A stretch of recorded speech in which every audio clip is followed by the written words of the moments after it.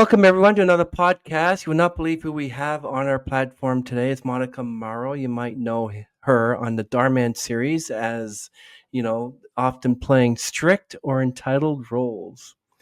And so not only is she entitled and versatile roles in the Dhar Mann series, since her debut in 2021, she has captivated audience with those portrayals. Monica's performances have left a lasting impression on viewers, making her a recognizable face in the series. Beyond Dhar Mann, she has also appeared in several movies and TV shows, showcasing her range and dedication to her craft. Look at that. I love it. In addition to her work on Dhar Mann, Monica has appeared in several other projects that showcase her range as an actress. She played Darlene in the film Saving Flora, a teacher in the short film Kiki and the Mxfits, is it? Misfits, yeah. Misfits, and Kathy in Level 3. Her television credits include roles in Surviving the Cartel and Here Comes Your Man, where she continued to demonstrate her talent for bringing complex characters to life. Monica's dedication to her craft is evident in every performance, making her a respected figure in the industry. And you're so respected. I love it. Wow. Thank you. That was wonderful. Monica's roles in Dhar Mann series are diverse and memorable. She has played characters such as Nita, an evil maid mistreats the owner. I saw that one recently. Martha in Fighting Siblings, Ruined Thanksgiving. Wow, that's a great one too. And Rachel, an older mother shamed by a younger mother.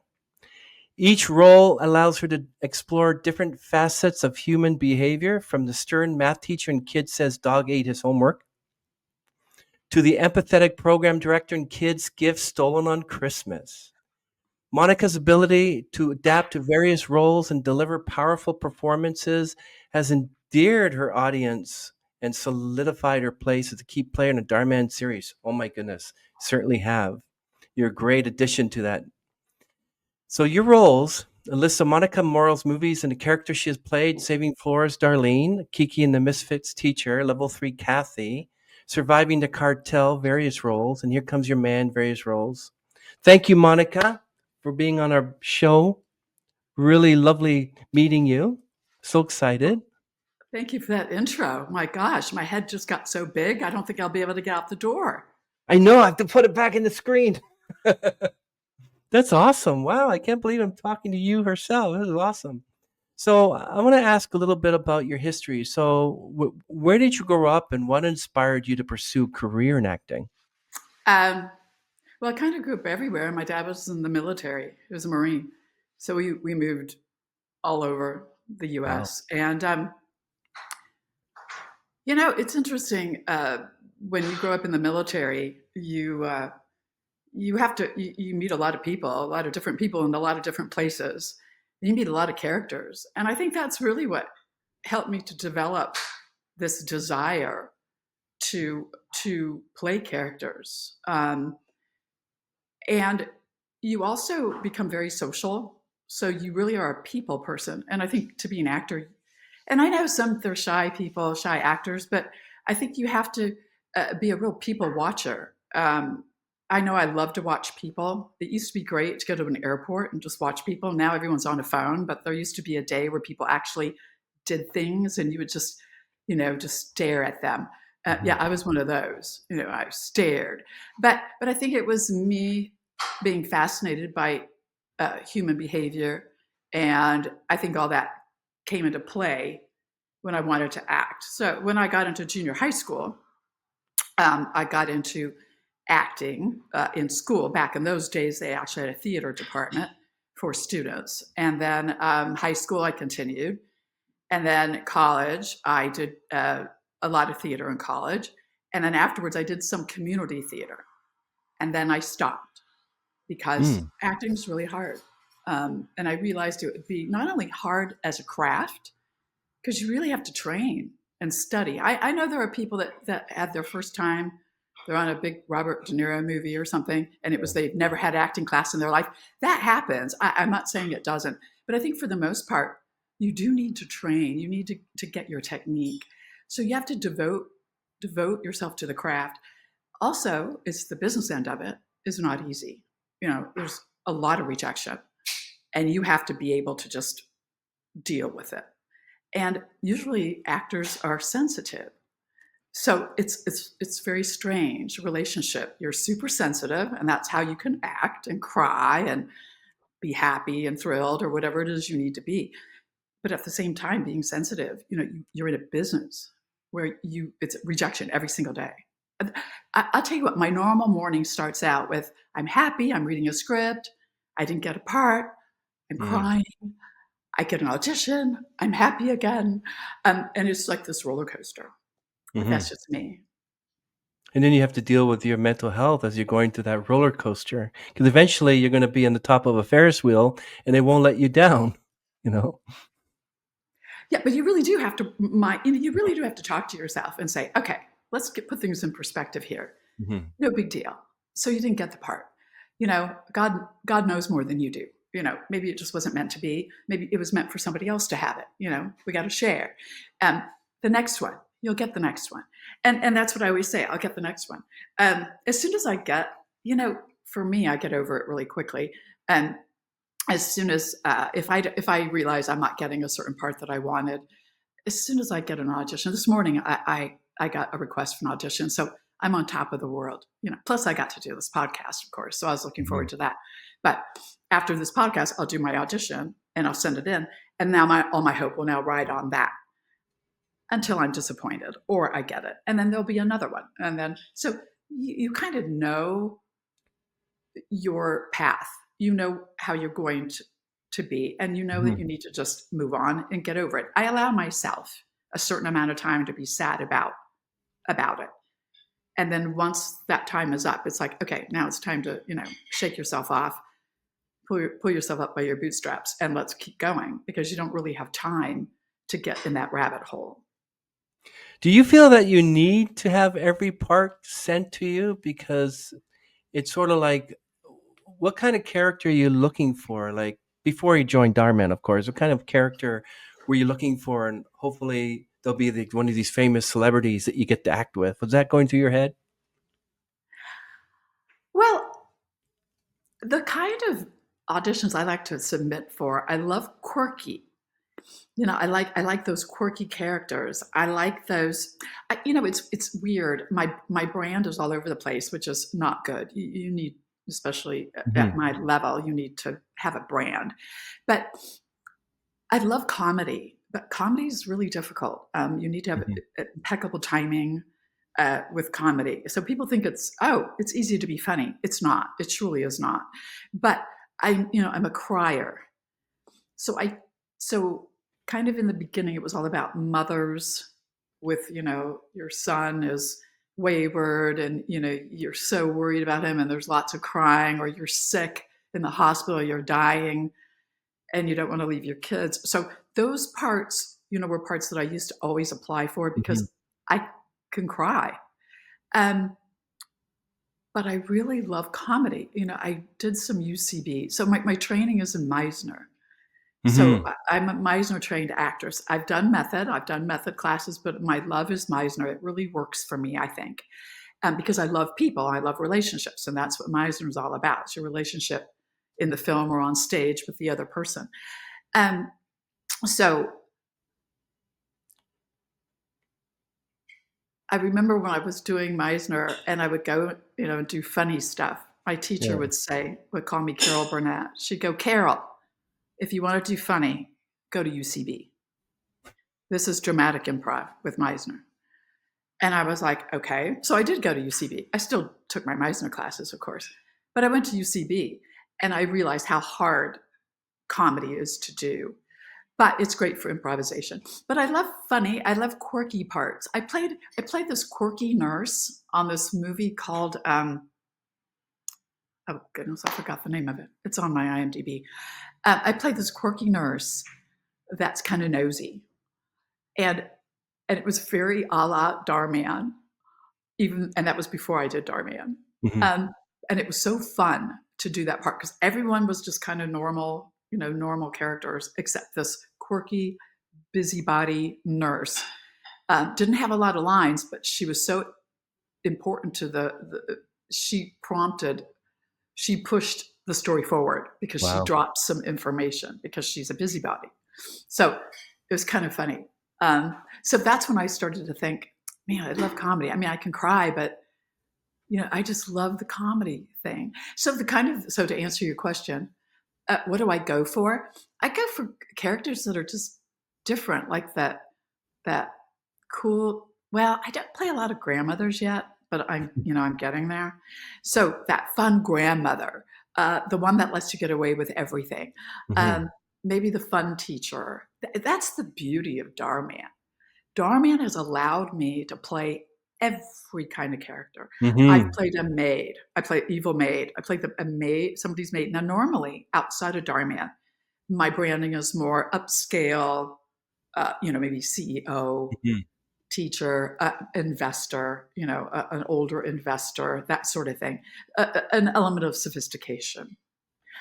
Dhar Mann, I played evil maid, where I was doing horrible things. Um, that was my first lead, by the way. I would say that was one of my most memorable. That was such a fun shoot, great shoot. Um, I played, police officers, FBI agent, judge, Hmm. teacher, principal, um, horrible, mean foster mother. That one was fun. Oh yeah. So with Dhar Mann, they slot you everywhere, which outside of Dhar Mann, that wouldn't necessarily happen. You definitely have a brand, you have a look, and they tend to, and so that kind of pigeonholes you sometimes. But the beauty of Dhar Mann is that you could be everywhere. So I Yeah. love it. Yeah. How did you get involved with the Dhar Mann series? That is a great question. I'm so glad you asked me that. I couldn't wait to ask it. I am not sure, but I'll tell you what I think it was. So Hmm. around 4 years ago, it was holidays, it was Christmas. And I saw the submission. I was at my mom and dad's house, so we were all there for Christmas. And I see the submission, and it's very vague. It doesn't really say what it's for, but Mm. to me, I thought maybe it's some kind of comedy show. We have skits. And the premise was mother bringing her entitled daughter to the dorms for the first time, and the daughter, who's entitled, doesn't realize she has to share her room with a roommate. So, um, I'm thinking, oh, it's Christmas. I'm at my mother's house. There's not a blank room, a blank wall in my mother's house, and usually you need a blank wall so things aren't Mhm. distracting. And I'm thinking, you know what? Just do it. Just. So I got my mother to be my daughter, so she read for me. My husband filmed. We filmed in the guest room. I got an activity. I'm taking her clothes out, putting them on the bed, and we just had a lot of fun with it. It was like a family affair. I turned it in and never heard anything from it. Mm. But later on in the year, around September, I suddenly get this Dhar Mann. Uh, I'm asked to play the part of a nurse. So my very first Dhar Mann video was with Catherine. Um, I don't know if you know anything about Catherine, but she has done the most Dhar Mann videos Oh, in history. that Catherine Norland is celebrating her 200th episode? Yeah. Oh no, she's done like 1,000 by now. Oh, really? Oh well, 4 years ago it was at. I think they told me it was 700. So I'm on Mhm. set Wow. with Catherine, and uh, one of the crew members says, "This is Catherine. She's done over 700 Dhar Mann videos." And I was so impressed because here was my first Dhar Mann video. And already in my fantasy, my fertile imagination, I'm like, oh, I'm going to do 700 videos. And this is just the beginning. And but that was a really cool story. That one was true story about a woman whose husband was an alcoholic, and she got sick and tired of it. She was a nurse, and one day he pulled into the driveway and was passed out in the car, and they had a young daughter, and it was just becoming so much for her to have this man who's an alcoholic. So she decided to try to teach him a lesson. So she had him transported while he was passed out to the hospital. And then when he came out of his alcohol-induced coma, they they tell him that he's been in a coma for 10 years. Yeah, yeah, I saw that one. That's with Colin Borden. I love that one. Yeah, Colin's in it, and it was Love it. Colin, and I Mhm. just I played the nurse, Catherine was in And it? Yeah, then great. Yeah, you were good in that. I love that one. um, and it was a fun crew. I remember Mhm, we were filming at night, and I imagined they had been there most of the day. And I remember we had to wait for a train to go by because the studio is very close to the metro system. And they're just dancing and laughing and playing music. And I was thinking, wow, this is like one fun organization. I so hope that I will be a part of this. And that was 4 years ago. Um, so it was great, great it's experience. I'm glad because you really spiced those episodes up. You're amazing. But it wasn't like, what was it like playing that nurse? And the title is called Dad Wakes Up from a 10-Year Coma, and I'll put that link down below. But what was it like playing the nurse? Like, Well, and working with Colin, and oh, it's amazing. well, it was interesting because they told me that Catherine had been in quite a few, Mhm, and I had just met Colin, and his daughter was actually there. He has a little girl, and she had to be with them for some reason. He mentioned something about her babysitter couldn't get her, so he had to bring her on set, and she sat in a corner in a chair with a little iPad and just completely professional.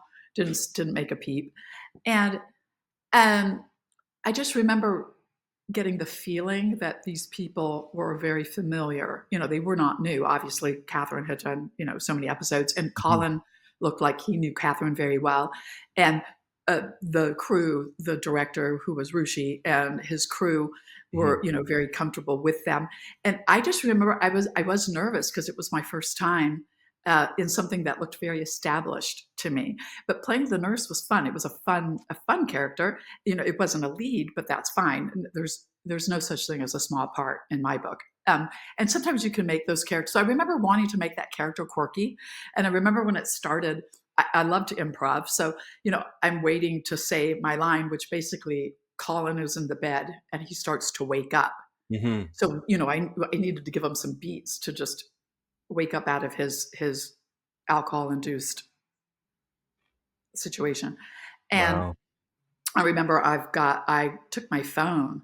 I decided I'm just going to see if they are okay with this. I'm not going to ask or say anything. So I got my phone out, and I'm kind of pretending like I'm talking to a boyfriend or something. And I just started improvising stuff like, well, what? And some of it were lines, and then I added to it. And and then Colin begins to wake up, and they were fine with it. And I thought, okay, this is great. They let you improv. Whatever they don't like, obviously the editors will edit out, but Mhm. they let you play. And I didn't know. I just thought I'd throw it out there, and they did. And I just remember it being a very positive experience, being a lot of fun. Everyone was just having a good time. Um, what was funny is that that studio is very close Mhm. to the Burbank airport, and it's across from the Metro Link. So I'm saying my lines, and all of a sudden everybody stops. And I'm thinking, "Oh, did I jump someone's line? Oh my gosh, I'm not paying attention. Was I not hearing?" And, and the director goes, "Plane." And I listen, I'm like, "Oh, there was a plane." He goes, "Yeah, airport's right there." Okay, so we wait for the plane to go by. Mhm. Literally 30 seconds later, everyone stops again. And I go, "Oh, plane?" And they go, "No, train." Wow. Wow. And they would just move and dance while they were waiting for the sound guy to approve that the train and the plane were now out in the Yeah. distance and we could start again. Um, I remember Rushi wanted to do a shot where I'm looking right into the camera, as if I'm looking at Colin. And it's like, okay, I want you to say that your lines right to camera, like right in front, and I'm thinking, oh my gosh, my face was like right in front of the camera. And so when I saw it, it's like, yes, and you're like, ooh. So fun, consistently fun.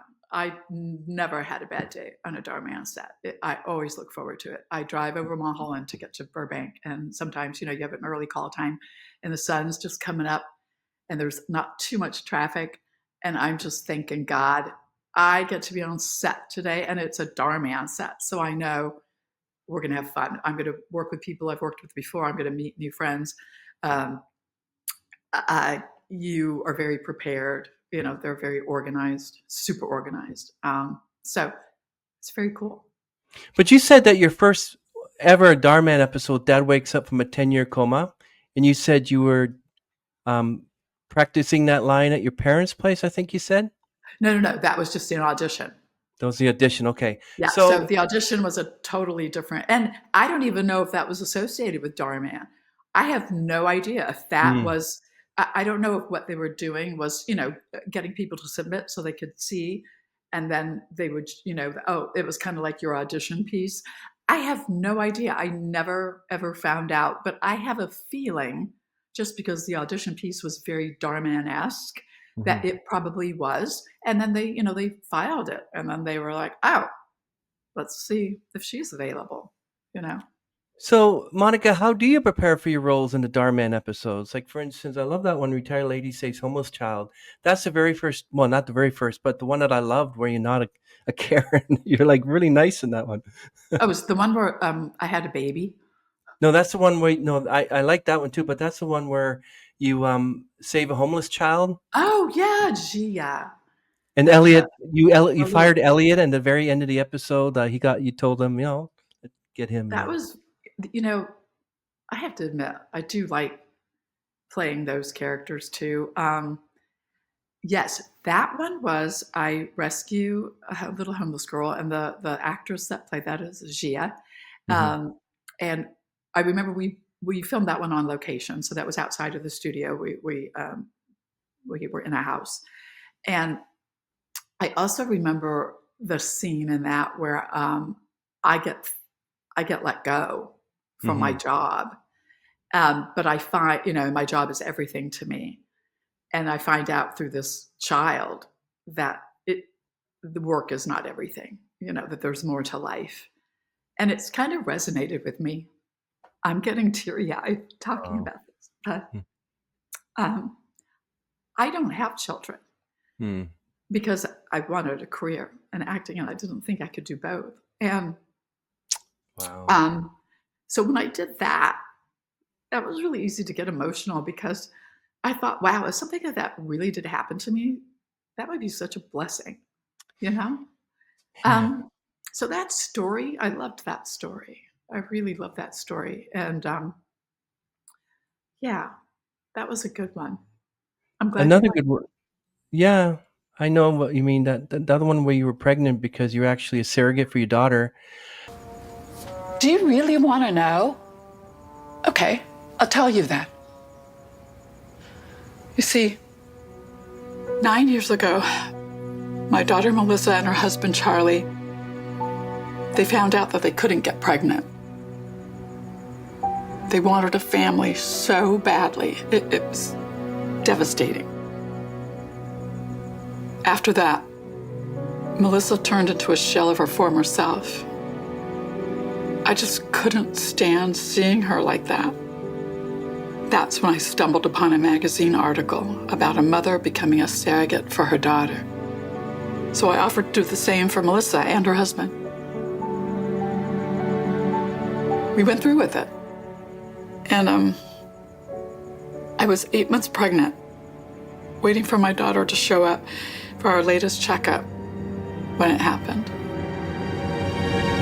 Melissa and Charlie were in a car accident. Neither survived. As heartbroken as I was, I knew I had to provide the best life I could for Katie. So you see, in one day, I lost my daughter, my son-in-law, and Katie lost her parents. It was worse when you said that she died with her husband and left the baby. Well, that scene. That was like I was crying on that one. Oh my gosh. So we're setting up for that scene. It was that was directed by a woman, and we're setting up for that scene. And of course, I knew, we get a call sheet the night before, so I knew we were going to be doing that scene, Mm. and I knew it was going to be super emotional. Now, what was happening is I was really worried because clearly I'm too old to be a surrogate, but Mm. I thought, oh, they're going to probably. Um, do you know what enactments are? Have you ever heard that term? Were you trying to enact someone who, well, you know someone like that, and you were trying to pretend that you were them, or was that what it means, enactment? I Right. guess. So those shows like Buried in the Backyard, Yeah, yeah. Forensic Files, they need enactment actors. So what happens is maybe you're interviewing the actual mother of the victim, and then Right. she's Yeah. doing a narrative of what happened Yeah. that day, and then you go into the reenactment. And of That's course, right. the actors are not that person, so they kind of fog you out. Mhm. Or your face is turned so it just looks like, okay, she has long dark hair, but you don't actually see the face. So we're about ready to do that scene, and there I am. I've got my belly on, and I tell the director, I said, oh, because she was like right there at the camera. I said, so are they gonna like, are we getting a fog machine? Are we gonna fog me out a little bit? She's like, no. I go, okay, so when I do my lines, would you like me to like turn my face so they don't, She's like, Mhm. no. I go, Mm. you sure? And she goes, yeah. So we do it. And the nurse and the policeman come in to tell me that my Yeah. grown daughter, and um, my son-in-law died in a car accident, and it Mm. was very emotional. I It mean, was. burst into tears. But at one point, what I did was I did put my hands down in my face. Now, I usually don't like to touch my face or put my hands in front of my face when I act. I just don't. Usually, people don't do that. But I think in this case, she would eventually bury her face. Yeah. So when they did the edits on it, I think it came out really good, and I think it passed. I'm sure there were comments, but hey, the more the comments, the better. So I think it Man. worked. It worked. But that was a very emotional, super emotional for everybody. It was, especially like you not having children and who probably would be adults by now and having to go through that in real life. I mean, like, Yikes. Yeah. And there are people and that do go through that. yeah, I know, I know people like that. It's terrible. I That's one of your biggest and greatest. I have it actually playing right here because the actress you're playing with and the one who drinks the coffee at the end, and she says, "Congratulations on your adoption." And oh, I just love that episode so much. I was just crying. But yeah, it's so emotional when you have to go like have to play a character, someone that lost their daughter who didn't. You ever regret that you didn't have children? Oh my gosh. Tremendous regret. Yeah. Okay. So another actress um, does a lot of Dhar Mann. She does a lot of Karens. Um, she has 5 children. She has 5 children, and she acts. And we were talking the other day and holding, and I said, "You have 5 children?" She's like, "Yeah." Hmm. She goes, "Some of them." Her youngest was like 9, and they're in high school. The rest are in high school. And I said, "And you find the time for all this?" She goes, "Oh, well, they're all in acting too, so we're all in it. We're all in it together." And I thought it. And I got emotional. I thought, you know, Hmm. you, you, you should have done it. It is a big regret. It's a huge regret. But now, but I gravitate towards mother parts. I do a lot of moms, and I take scene classes, and I joke with everybody in the class because I'm clearly one of the oldest in the class, and I say I will be playing your mother eventually. You know, and I have, and I do, and Wow. it's fine. It's great. Mothers are great. Yeah. Monica, what character from the Dhar Mann series do you relate to the most? Oh, oh, that's a good question. Let's see. Um, relate to the most. I think the mother parts, but let me think if there's one specifically.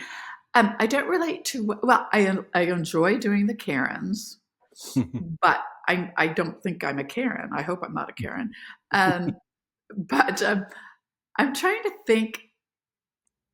I think the teacher roles, with the Mm, kids, like yeah. the one where the teacher that has the kid that tells her that his dog ate his homework. Yeah. That's a funny one. That was so fun. Yeah. It's fun working with the kids, but I think I really could relate to that character, because it got funny. And I like that because I remember when I babysat when I was younger and I would babysit. I was the cool babysitter, and the kids would try to get away with stuff, and and sometimes I kind of let them. So I played that teacher, kind of. He says, "Oh, my dog ate my homework," and I remember my line. I remember my line. I said, I wasn't what was it? I wasn't born yesterday.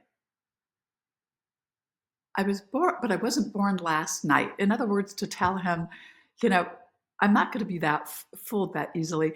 But he was so funny that I kind of said it in a nicer way than maybe a strict teacher. And I really, that's really me. That's more me than being so strict. I think if I were to adopt a child right now, I would be like probably the worst mom because I would just let them get away with everything. I would just be like, oh, So I think I related to that teacher character the most. But I do have a lot of fun playing the Karens. I mean, when do you get to spit out your macchiato? My latest one of them just dropped about Karen gets barista fired. What? Are you a moron? I said I wanted oatmeal. You never asked for oatmeal. Are you calling me a liar now? No, I never meant. It's bad enough. I had to spend 10 minutes in this line because you're the slowest barista the world has ever seen. And the first thing is I spit out my macchiato all over the place. Yeah, you said you asked for oat milk. Is that the one with Colleen Bowling? That's when you worked with her. She's great. She plays a great Karen as well. That was a Yes, great one. That's yes, awesome. that's a good one. But so getting to do stuff like that, who gets to do that? Oh, and the one where I played the Karen on the airplane, Yeah. I accused Micah of stealing my watch, Yes. and Oh my. Yeah. I was just watching a TikTok video. All those videos that they have of people being Yeah. really horrible on airplanes Hmm. lately, and this woman, I just saw it yesterday, and I was thinking about it. She starts banging on her chair like this, and I'm thinking, I did that when I got so frustrated, and I just started beating my head up against the back of the airplane seat. And I thought, oh, they'll probably cut that, but they didn't. It's there. But people really do that. Yeah, it's a great episode. And Mr. Arts played her father, and you were surprised her that her father was white. And I'm like, that's a perfect ending right there. It's amazing. And another one you did, Perfect Karen, is where you like, my $200 is missing. You play with Colleen Bowling Oh, the and valet. her son with Oh, the ballet. Oh my goodness. You're so good. Your acting is so good. well, they keep saying more, more. Sometimes my at the end of those, my Hmm. sinuses actually hurt. My face hurts because the evaluation is so high. But you know, you watch these actual TikTok videos, Yeah. people get super out of control. I mean, it. I used to think maybe it's just too much, but then I see these videos and I'm thinking, there are people like that just get so out of control, especially the people on airplanes. I don't Yeah. know what's up with that. I don't know. I've had one actually on a bus just the other day, and I was just standing there, and I let somebody else have the chairs, the seats in the bus for the disabled. There's a woman who was saying to the Asian woman beside her, saying, "Go back to your country," and all this stuff. I'm standing there thinking, "Is Dhar Mann around here or something?" And she was just being mean and rude. I'm like, "What the heck?" And then you had this thing calling her racist. I'm thinking, "Well, I've never been part where you actually end up, being like people are just so rude. It happens." Oops. I think it might have something to do with. Well, I think maybe people were always rude, but we're just sort of really seeing it now because of social media, where people can express themselves and you really don't know who they are, so they get really brave, um, and so they're letting it all out. But I remember I would say, what you just said. What happened? Like, what Yeah. happened to our civility? What happened to being, part of polite society? When I was growing up, I was definitely taught manners, and it's funny. It's kind of related to acting. We're taught how we should be in public, as Hmm. children. At least most of us were taught, like I was never allowed to call my friends' parents by their first name. It was always Mr. and Mrs. whoever, Yeah. Mr. and Mrs. Robert, and but related to acting, I just thought about this. I'm about to drop something super awesome. No, we're so used to having to act a certain way. And in acting, especially Meisner, you take a risk Hmm. and you don't act that way. You act how you feel. But I think going back to what you were saying, like what's going on with people, I think with social media, people they're just expressing themselves. I mean, it's crazy what you see on social media, and everyone has a phone, so now everyone's filming people. And before, we just didn't know it was happening because we didn't have the phones and this platform, called Instagram and Facebook and TikTok and YouTube. Uh, and now it's like everything's out there, and now we're seeing it. But I think it was always like that, but it was in the house. People would say these horrible things in their house. Do you think the people write these for Dhar Mann Studios? Do you think many of them are writing it out of experience and they're just wanting it like dramatized, or like these? Some of these are really, really good. I think a lot of it is relevant. I think a lot of the people Yeah. writing this, it's something that they have experienced or maybe their parents have experienced. I think they just want to expose it.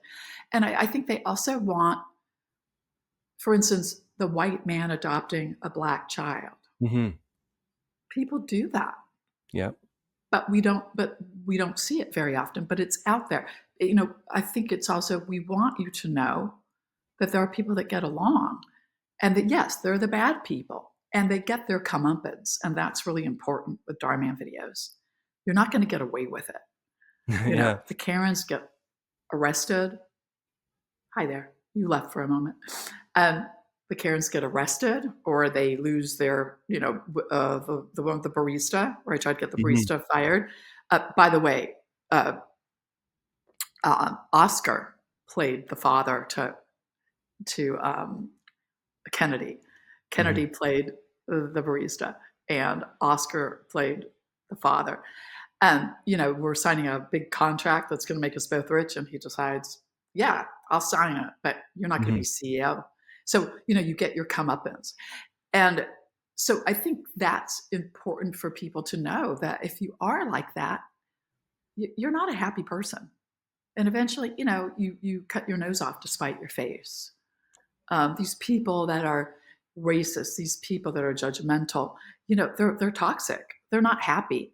You know, when I don't get treated very well just in my life, whether it's, I'm at the store and maybe they're not kind to me or what have you, I used to take it personally and think, Hmm. oh my gosh, and I'd get hurt and whatnot.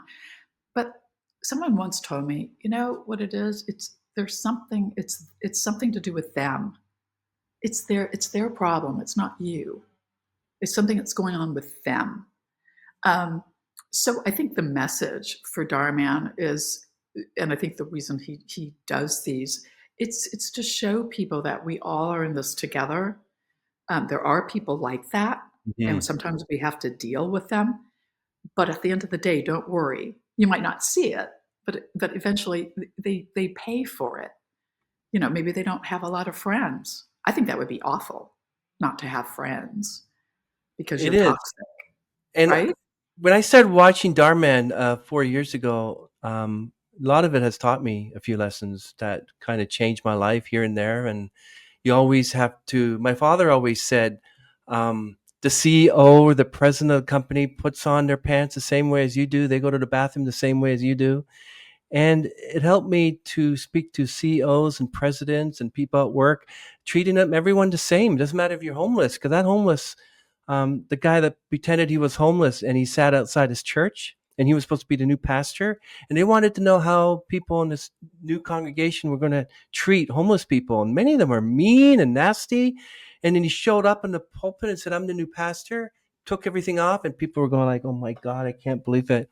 And then the I think the sermon was on forgiveness and accepting people for who they are, and it just people just like were so embarrassed. I can't believe that, and yeah, it And happens. also not, I think, especially in regard to homeless, not judging them. We don't, everyone assumes, oh, you're a drug addict or you're an alcoholic or Mhm, what have you, but you really don't know. You don't know their path. You didn't walk in their shoes. mhm, Not everybody has great parents. Like I had great parents. My care, I made sure I was in school, made sure I did my homework. It mhm, gave me, food, love. They both worked. They both worked a lot, but weekends we were always together doing things. Um, Not everybody has that luxury, and mm. I think when you start judging people, you have to think maybe they didn't have what you had. Maybe they didn't have love. Love is everything. It is. Love is everything. If you don't have love, that's going to cause a lot of issues in your life.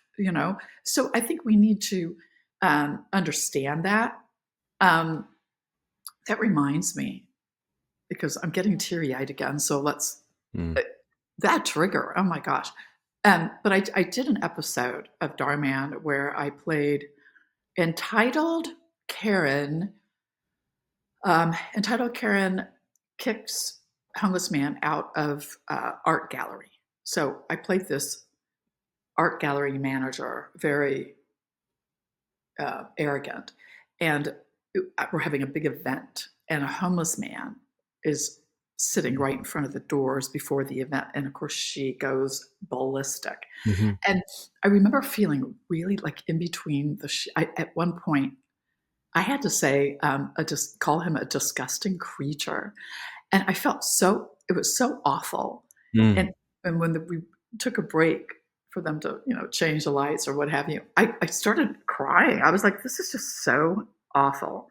Mm. But I'm sure it happens. And of course I get my comeuppance for sure. Um, so that was good. But yeah, it's people just need people need to just I think people need to open themselves to love. It's all about love. Um, and I think people that are mean, Karens and whatnot, I think these are people that maybe had a deficit of that. Um, and all these characters, these Karens, they all have a vulnerability, just like the Joker. The Mm. Joker, the character of the Joker, there's a Mhm. vulnerability. He was raised in a very bizarro environment, Yeah. so that's what shaped him. Um, so I think about that when I do these characters. I think, what's their vulnerability? Why are they like this? Mm. Um, and I think that helps when you're doing that character. Um, you know, Maybe they were rejected, maybe they were bullied. I remember Darman did. I was in this one. This was when I played it, the really bad foster mother, but it was bully. I can't remember, but the storyline was they actually went into why that person was a bully, and he was in foster care, so there was not a great deal of love.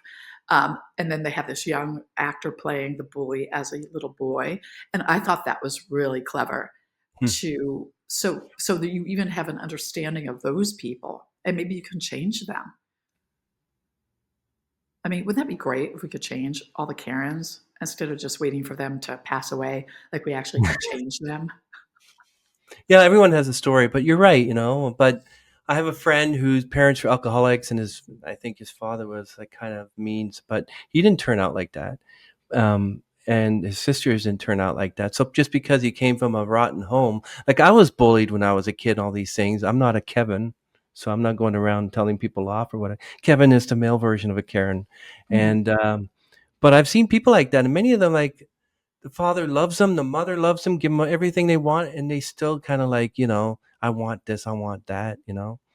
Um, it's incredible. And are you, Monica? Aren't you afraid that you're gonna do some method acting? You're gonna take your Karen home with you? Well, you'd have to ask my husband that.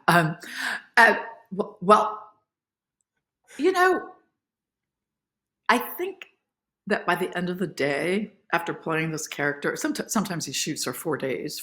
It could be anywhere from a 2-day shoot. If you're in the entire script, it could be anywhere from 2 days to even as long as 6. But the average, I would say, is 3 to 4 Wow. days.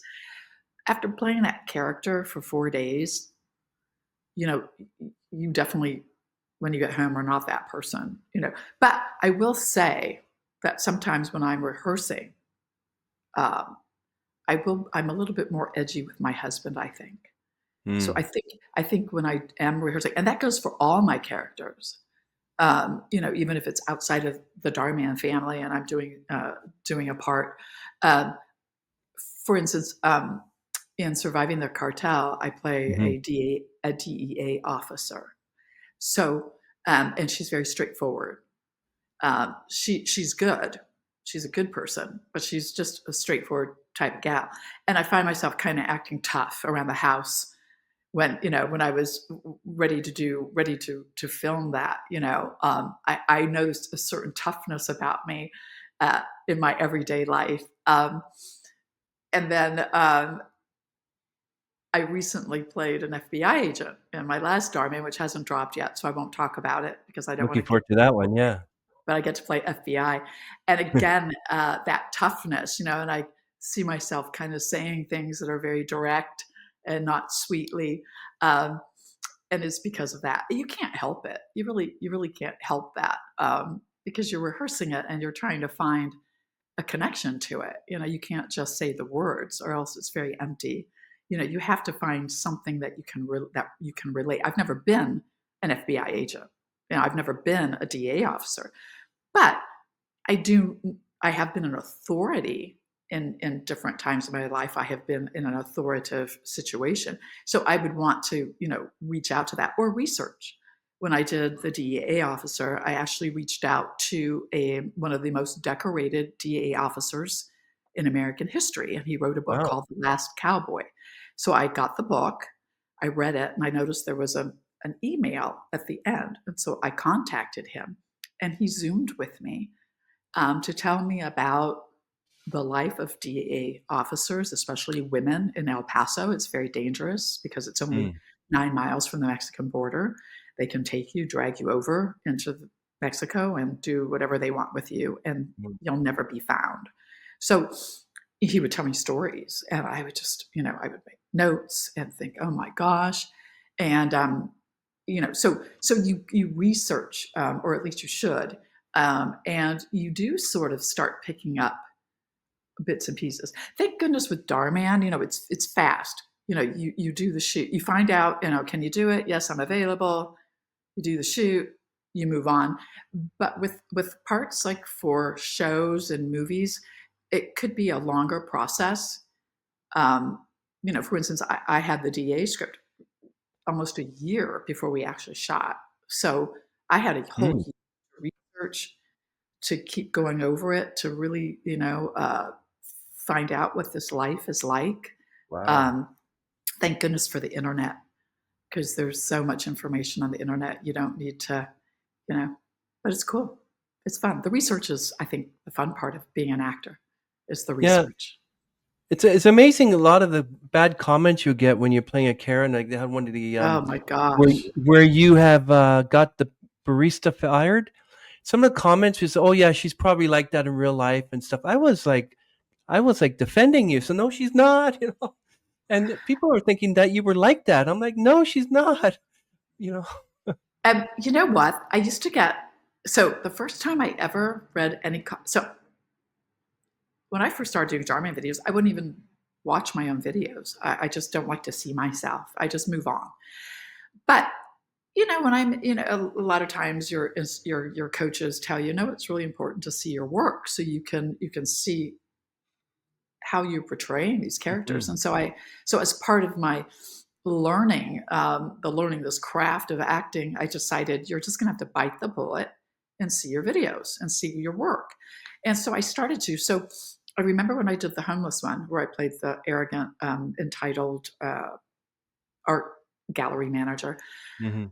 What happened with that one? It was very interesting. So that was a 4-day shoot, and on the very last scene, it was actually the first scene. So we often film out of sequence. And so the first scene was outside of the gallery, and she's getting out of her car and sees the homeless guy. So we had to film that outdoors. This was in the summer, so we had to wait till it got dark. And I remember it was the last scene, but it was the first scene. So last scene that we filmed, but it was the actual first scene of the script. And a man had parked his truck right across from where we were filming. We were filming outside. And he parked his cab across the street, and he had the engine running because he had the air conditioning going, because I guess he was going to sleep there.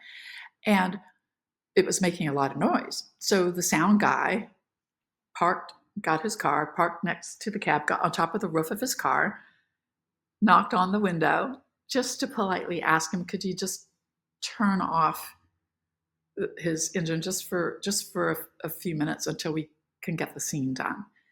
And the man in the cab did not want to answer. Oh my goodness. We didn't want to cause trouble. So we decided the Sandman, conferred with the director and just said, let's see if it's not going to be that bad. Let's see how it goes. So we did a couple of shots, and the sound guy was like, this isn't going to work. It's just too loud. Let's just call it a day, and we'll do a pickup later. Well, it took 3 weeks to do the pickup because not availability of everyone. Oh my goodness. So finally, wow. 3 weeks later, and I was really nervous because I was a lead in this, and I really wanted it to drop. I was so worried it wouldn't happen. So we finally did it, and I was so excited. And so I decided. So when it came out, I wanted to see what it looked like. I'm going to see it in its entirety, and I did. And then I decided to read the comments. Oh my goodness, look at all these comments. And about the third one down, in big cap letters with exclamation points, it says, worst actress ever. Fifth one down, hate her, and I was just like, oh my gosh, I had no idea. So I went into a little bit of a rabbit hole, and finally my husband was just mesmerized by these comments. He was reading them every day, and he was laughing really hard. And he would come up and he'd say, oh, here's a good one. They said you remind them of their boss. And I'm like, how is that good? He goes, because you did your job. You did your job. They're not supposed to like you. You're a Karen. Now, wouldn't it be horrible if people were like, oh, love this woman. Oh, I'm going to be just like her. I'm going to start telling, I'm going to tell homeless people off just like she does. She just gave me the freedom. That would be bad.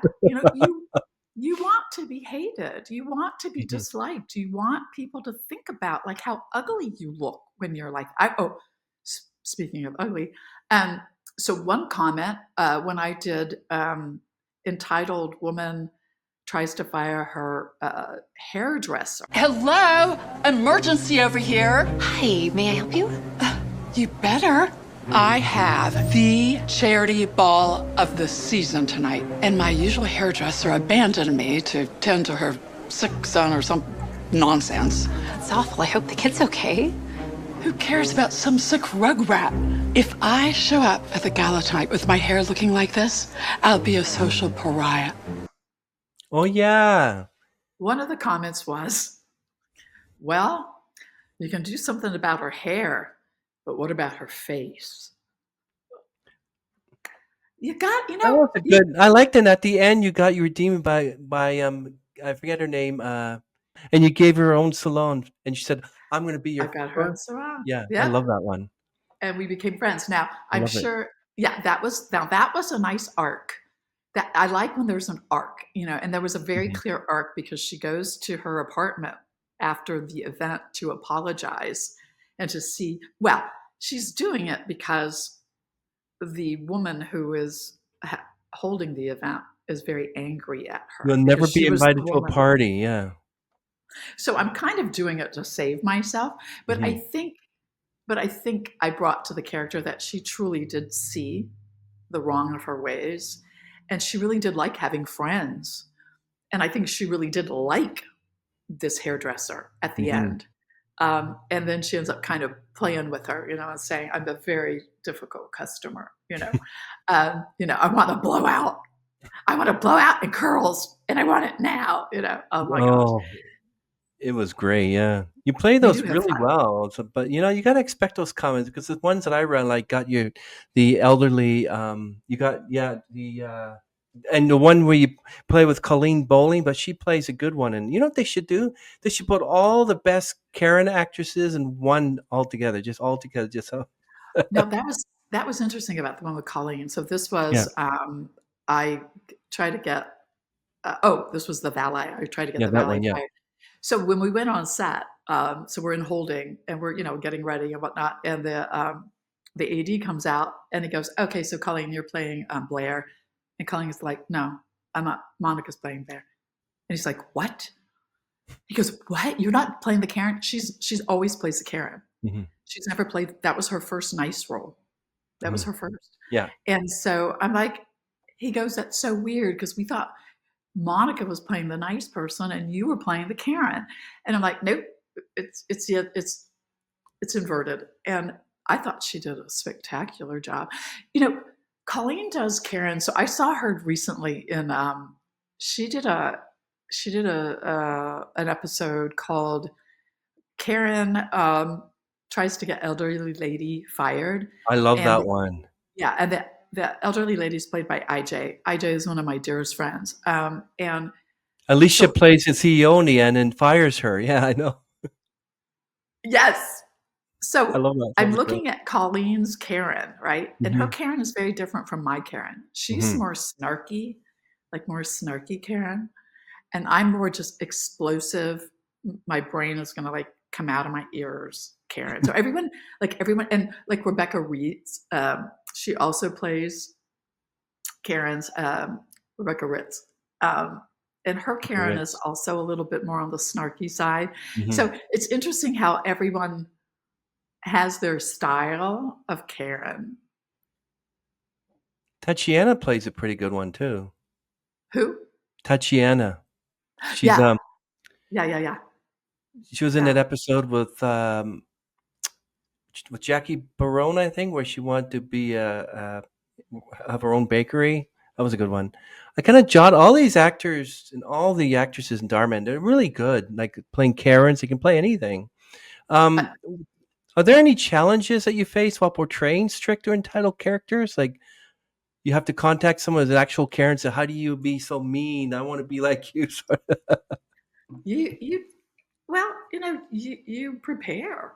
You prepare. So, usually when we're in holding, we like to give each other's, when we first get in there, we do our hugs. Hey, how you been?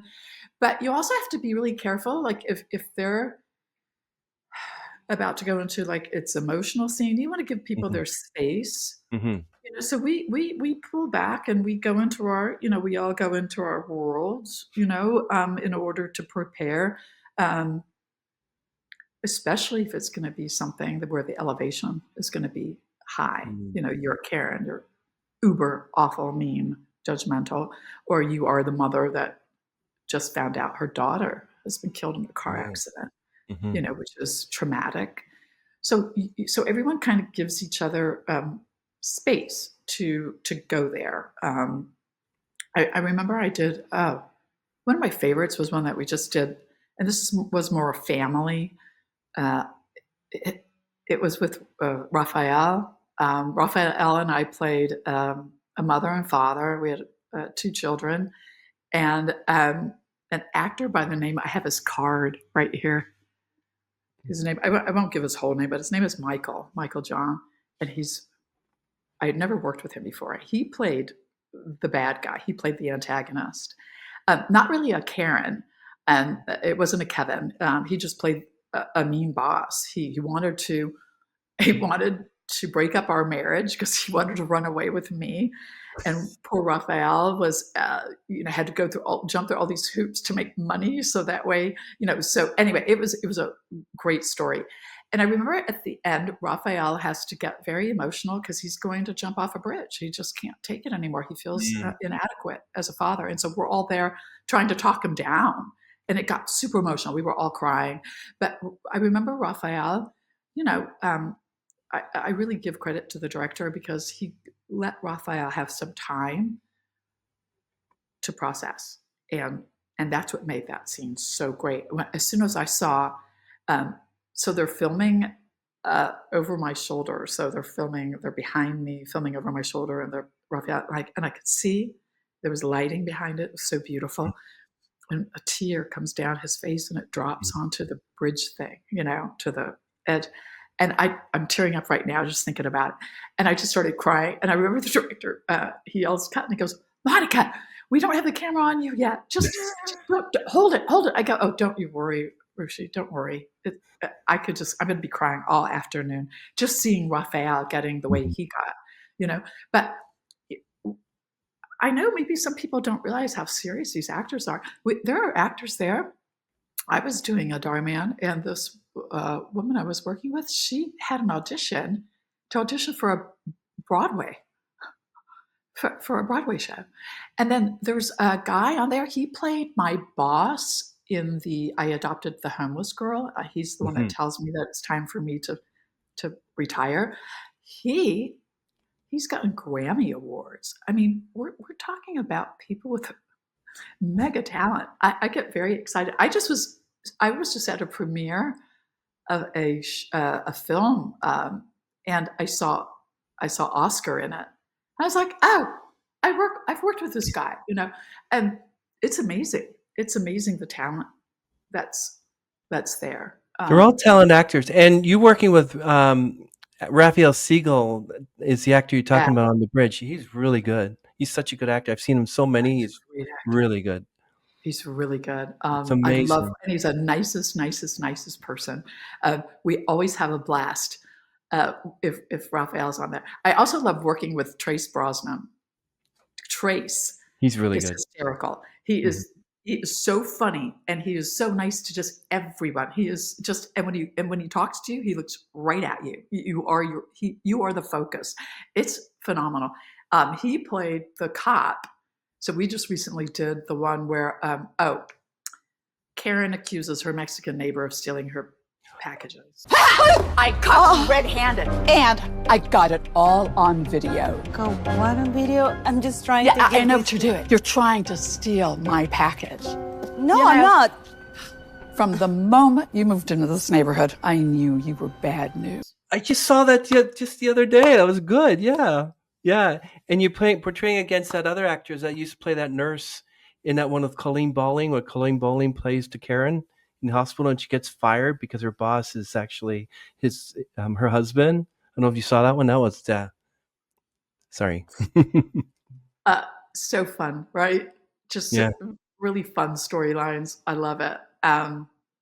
Yeah, definitely. It is such a blessing that I found or Dhar Mann found me, or I found them.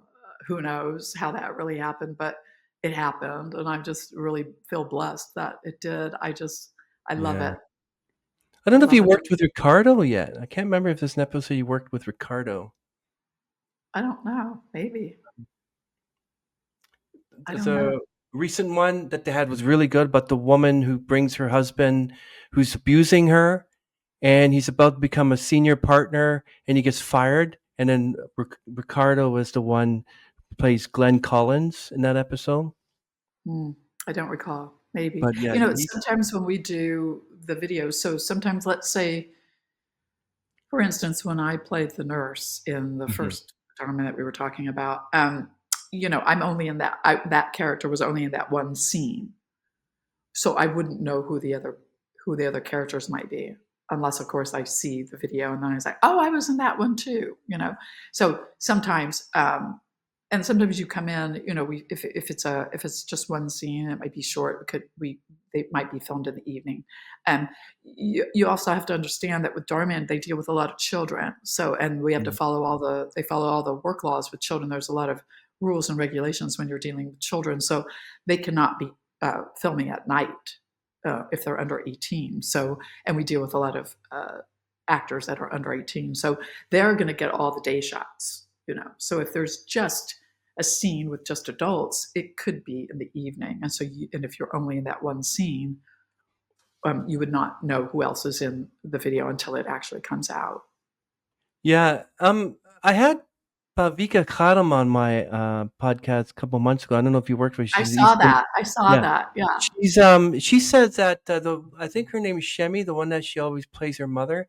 She says at some point you get the Dhar Mann script a day before you shoot. Is that true for you? Sometimes.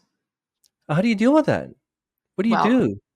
you do it. You do it. You just do. You'd be surprised what you can do. I was on set doing the valet one, and I get on my phone. So we're having a break, and I looked at my phone, and it said it was from Dhar Mann. It was from studios, and I was like, oh, what is this? And I'm like, oh, it's for another. It's to sign an NDA for another video. And then I looked at the dates, and I'm like, wait a minute, what's today? It's for tomorrow. So so what you have to do, what I do is, so they'll tell you, sometimes they'll tell you like, okay, it's just a page, or it's just 9 lines, or what have you. But in this one, they didn't say that. And they said the name was Blair. That was the name of my character. Now, Blair sounds like a Karen name to me. So I'm trying to figure out. So now if it says policeman or judge, it'll probably be a smaller part. No problem. Take it. Don't think twice, right? But if it's got an actual name, and then I'm thinking, well, it sounds like a Karen name. And I just thought to myself, you can do it. You can do it. You can do it. And you also have to think too, they'll tell you the days they need you. So if it's a 2-day shoot, a 1-day shoot, 3-day shoot, what have you. So in this case, it was a 2-day shoot, which could be a whole script. And I thought, okay, what I'll do is I'll just get it pretty much all memorized, like give or take. But then I will concentrate on the actual scenes that we do for that day, as soon as I get in the morning. And then that night, I'll concentrate on the other scenes. So you start to figure out your strategies. And so I went ahead and said yes. And sure enough, it was 12 pages. Of course, I'm in every scene. I'm the lead Karen. I'm the only Karen. And I'm in my car. So we wrapped around 4:30. They made a copy of the script for me there, which was very kind of them. And I had it on, I know this is bad, please don't do this at home, but I had the script on my steering wheel. And as I'm driving home, I memorized scene 1.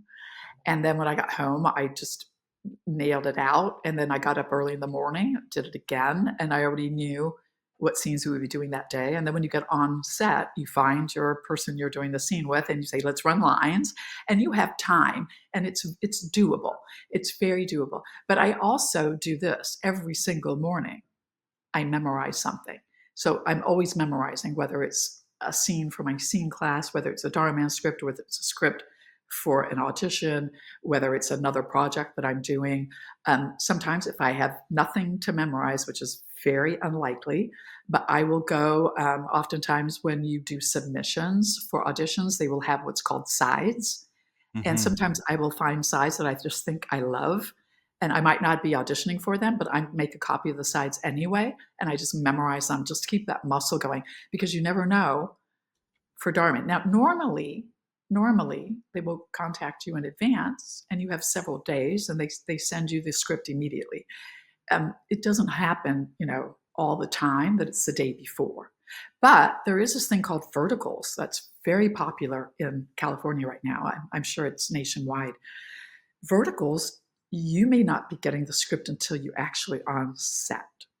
Wow. So you got to get used to that. You just have to. And if you think about it, in shows, that they could change the writer could change something and you've got to deal with. There's this great story about Seinfeld. I don't know if you're familiar with Seinfeld, but Love the show. Yeah. remember when George, the whale, and he has this long monologue. He has to act like he's a marine biologist. And then he takes the golf ball out of his pocket. Yes, yeah, and he pontificates as if he's a marine biologist. They're interviewing him because he's by the whale, and he decides to be George. That monologue was written the night before and introduced to George. He literally had 5 minutes to memorize that Oh, monologue, and he did it. So you got to be, that's what's called being a professional. You have to be able to do that. So you need, for me, I just make sure I'm memorizing every single day. So when that situation does happen, I don't panic. I didn't panic. I was like, nope, I'm going to do it. And I'm going to start memorizing right now in the car as I'm driving, which is, super not very smart. So please, again, do not try that at home. definitely not. You could have been pulled over by a police officer. "Oh, I'm late for my audition." Do you find it kind of odd, or do you actually enjoy when they write a script and this character is a Karen, so they say, "Let's get Monica to do it"? Because I've seen some pretty good other actresses of Dhar Mann that play pretty good Karens as well. There's a blonde-haired woman. I don't know what the actress is, but it was one on the plane, and she was late for Survivor or something, and she's like, "Wah, rah, rah," like very loud mouth and everything. You ever see, that actress? She's really good too. Um, Which one was there's so many of us. I mean, I know I actually made a list. I she's made a list. she's on the plane and she's going for her audition on Survivor, but one of the other girls is filming her, and then the guy who's supposed to hire her for Survivor says they don't want her now because she was so rude. I can't remember, but she's like really loudmouth and, "What are you doing? I'm Well, supposed to be like," yeah, there's like an actress named Kennedy, who is so good at being Karens as the well. one you There's two mentioned. Yeah, Kennedys. yeah, One okay, is yeah. Kennedy Monique. She plays nicer girls, but there's another Kennedy who's The really blonde good haired too. one? What's that? The blonde haired one, right? She's pretty good. The loudmouth one. Oh, they're all good. Oh my Yeah. gosh. But which Karen is best for what? I think it depends. Now, they say, we always try to ask, Hmm. questions of the director, like, do they actually ask you who you want? And they don't. The directors don't have any choice. They have a casting department Hmm. and they cast. So um, I think one variable would be availability. Another variable would be, do we want more snarky Karen or do we want more out of the stratosphere head explosion Karen? Do we what do we want? And I think that's what they base it on, because everyone has their style of being a Karen. Um, and also, I think also they're pairing people. You've got the whoever the actors are. So I think they also can take that into consideration. Um, I don't ask a lot of questions. I just show up on set and do my thing. And, I think we all do kind of wonder, like, okay, how did they pick us? Blah, blah, blah. But it is what it is. Who knows? We'll probably never know their formula, but they're a highly organized organization. And Hmm. there probably is method behind the madness. We just don't know what that is. It'd be kind of interesting if you can just have like, here's a pill. If you're not a Karen, you're a really nice person, but we want you to be. So take this pill. And as soon as they swallow it, they go, "Rrr, what are you doing here? Get out!"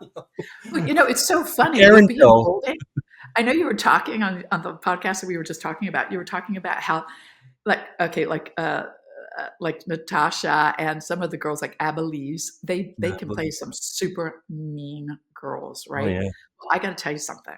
So we'll be in holding, and I'll be, "Hey, Abilese, how are you? Oh, hey, Monica, good to see you. So what'd you order for lunch?" Blah, blah. And then we'll go on set, and they're the mean girl, and you're like, "Whoa, that Total was change. mean." Yeah. Uh, but you're an actor. Most of these people, most of us have been trained. You're trained. And everybody has that ability. I mean, you've been mad before, right? Like you look like the nicest guy, most chill guy ever. But I'm sure you've been angry. Yeah. It happened at work where I kind of like, I became a Karen for 4 minutes, but I apologize because I almost got one of the guys fired. But yeah, I'll never do that again. But yeah, it taught me to be nice to people no matter what. Even if they're mean to me and the Karens to me, I'm not going to be a Kevin. I'm going to love you and accept you for who you are. You know? But you're human. Ah, right. We're all human, and we all have different sides to us. Even the Mhm. nicest person can have their moment.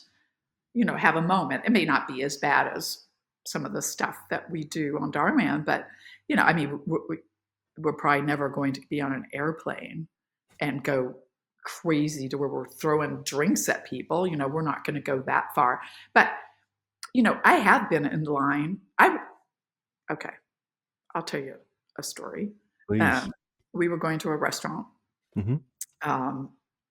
over in the valley. So in Southern California, you have the valley and you have the west side. So we go to the valley and we go to this one of our favorite restaurants for brunch. Sunday morning, just got out of church, and as we're pulling in, it's very busy. And this guy, it looked like he was going to go right in front of us with his car. And so my husband did just a little tap with his horn because it looked like he was going to pull out right in front of us. So then, okay, fine. And I looked at him and I kind of made a face like, what are you doing? And then, we went and parked. We went to the restaurant. Well, the guy was behind us in line at the restaurant. And I didn't even notice him. And all of a sudden, my husband and I were talking, like, what are we going to order, blah, blah, blah. And all of a sudden the guy goes, why did you make that face at me? And it was St. Patty's Day, and he was dressed in like a hat with necklaces and a green shorts. Oh. He was probably in his late 30s, and he just looked ridiculous. And I said, it looked like you were about to pull out in front of us. And then he just continued to argue. And I said, I kid you not, I put my hand up, gave him the hand. I said, who gave you permission to talk to us? You became your character. Wow. And what'd he do? Well, and I turned around and I went back to the menu and I thought, oh my gosh, who told you had permission to talk to me? Well, I wasn't going to argue with him. It was a reaction. I mean, if someone looks like they're going to pull right in front of your car, you're going to have a reaction. And it was just a reaction. And if he wouldn't have, I was trying to justify, if he wouldn't have come at me like so attacking, like, why did you, it's like if he would have said, I'm sorry that I pulled out in front of you that way. I wasn't going to pull out. And then I would have said, oh, I'm sorry for our reaction to that, but we really thought we were going to hit you. But we're all good. It didn't happen. Wow. By the way, I recommend the pancakes, but it didn't go that way. And plus he was dressed like a leprechaun. And I just thought, you're too old for that. Anyway, yeah, I guess that Karen came out. Sure. Yeah. I think I'm a pretty nice person. I think another one, I don't know if you've ever been in an episode with her, but Ashley Alquist, she plays a pretty good mean girl, the kind of Karen mean girl. Ashley? Well, I know. Well, I'm really good friends with Ashley Park. Now, Ashley Park plays a really good. I like Ashley. Oh my gosh! And Shekinah Austria as well is pretty good actress. Yeah, Shekinah? they're all good. They're all good. Yeah. But Ashley, you should have Ashley on the show. Ashley used to be. I don't know if I should give this away, but oh well. Is this something you have to delete? Do I have to edit it? She used to be in beauty pageants. And she's just very poised, and she's so nice. She's very nice. She played the woman that shamed me for having the baby and being Yeah. I like her. Ashley's really good. But she's super good. But she plays very subtle, like rivers run deep, Karen. It's almost scary. I'd love to have every one of them on. Like some of them are hard to get. Some of them don't even have contact information. I contacted Abilene and all just to have them on a podcast. Dhar Mann's my favorite series. Oh, don't worry, I'll connect you. But I know that Ashley. Yeah. Bring them all on. Anyway, but I'm sorry, I didn't mean to take your time. You still have a little bit more time? Yeah, let's do it. Okay, let's do it. So, how do you balance your work on Dhar Mann with other acting projects? Oh, you just do. It's called working at capacity.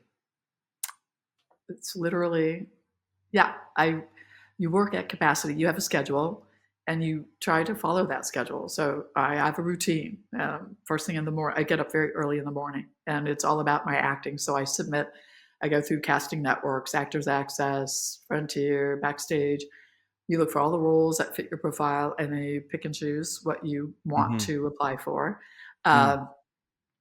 Usually, and then go into memorizing if there's something you're preparing for. Devote your time to that, because first thing in the morning, my brain is, completely snapping. Later on in the afternoon, I start to get foggy. So I really want to take advantage of those morning hours.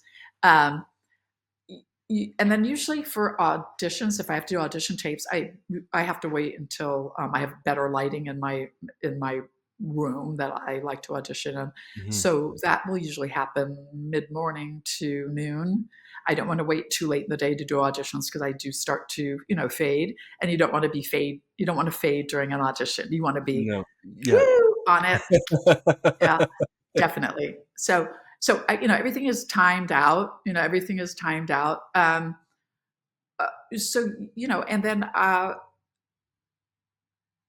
then if you get booked, you know what days you're getting booked. And so you usually get your call sheets the night before, and, you prepare whatever you need to prepare for. And you just do it. You do what you need to do, just like with any job. Any job that you have, but you need discipline. There is discipline. You don't want to drink. Drinking is not good. You don't want to be on set with a headache or foggy. You want to be completely focused. So, as an actor, I wouldn't be a drinker. I would also, exercise, take care of yourself. It's very, it can be very physical being an actor. So not just emotionally, but physically. Being this FBI, again, not giving anything away because it hasn't dropped yet, but it's going to drop by next week. It was super physical, and I can't wait to see that when the video comes out. But FBI stuff. By the end of the day, I literally came home and just flopped on the couch and just was like, oh my gosh, I just worked out all day today. Yeah. But, and it's just, and sometimes you have super early call times. It's a job. It's a job. It's not, and I'm sure the higher you go in the ranks, it's even harder. We see people like Tom Cruise, these big A-list actors, and you think, wow, it's so glamorous, but it's hard work. He's known as someone that really does a lot of research, so he's researching, and then he likes to do his own stunt work. So it's physical, it's emotional, there's research, and that's the craft of acting. It's not, and that's why a lot of people stop. A lot of people give up. It's hard work. It's not just hard. You talked about crying. And sometimes it's easy to cry if it's something that's really relevant to you. Sometimes it requires you to go deep, deep down a rabbit hole. Sometimes it requires something as simple as music. It's a craft. I have my go-to music if there's something I can't relate to, if it's something that's so far out of my life, there's some songs that will just immediately make me get very sentimental. So one of them is anything by Bob Seger. Oh, yeah. And anything, Robert Plant. Oh my gosh. I could think about his music and just get, that reminds me of my days in college, and I'll never get those days back again. So that makes me very sad. It's hard work to act. And that's why I didn't do it for a really long time, because I knew it would be such a commitment. And I think a lot of people don't realize that. All I see is the glam side. Even as a Dhar Mann actor, I get recognized at the mall. And when that happens, I'm just like on cloud nine. It's like, oh my gosh, someone recognized me. Someone actually came up to me in the mall while I was drinking a coffee at a table. I'm not even doing this. Woo, look at me. I'm just looking at my receipts, looking at the stuff I just bought. And I've had people come up to me. And one time we have a grocery store chain called Ralph's. And I'm at Ralph's, and I'm with my mother. My mother does not take my acting seriously. She says things like, oh, well, it keeps you busy. And it really offends me, because if she only knew how much money I've put into all my training, over the years, I think she'd be surprised. But Mm. she just says those little things, 'cause she's a mom. She always wanted me to be a teacher. So, acting is like, oh, that's fun, but it's not your real job. It's like, yes, it is my real job. But anyway, so we're at Ralph's and they have an elevator at Ralph's. And so we're waiting for the elevator, and there's this maybe a 12, 13-year-old girl with her mom also waiting for the elevator. And mom and I are talking about, I don't know, we need to get blueberries, we need to get asparagus, whatever.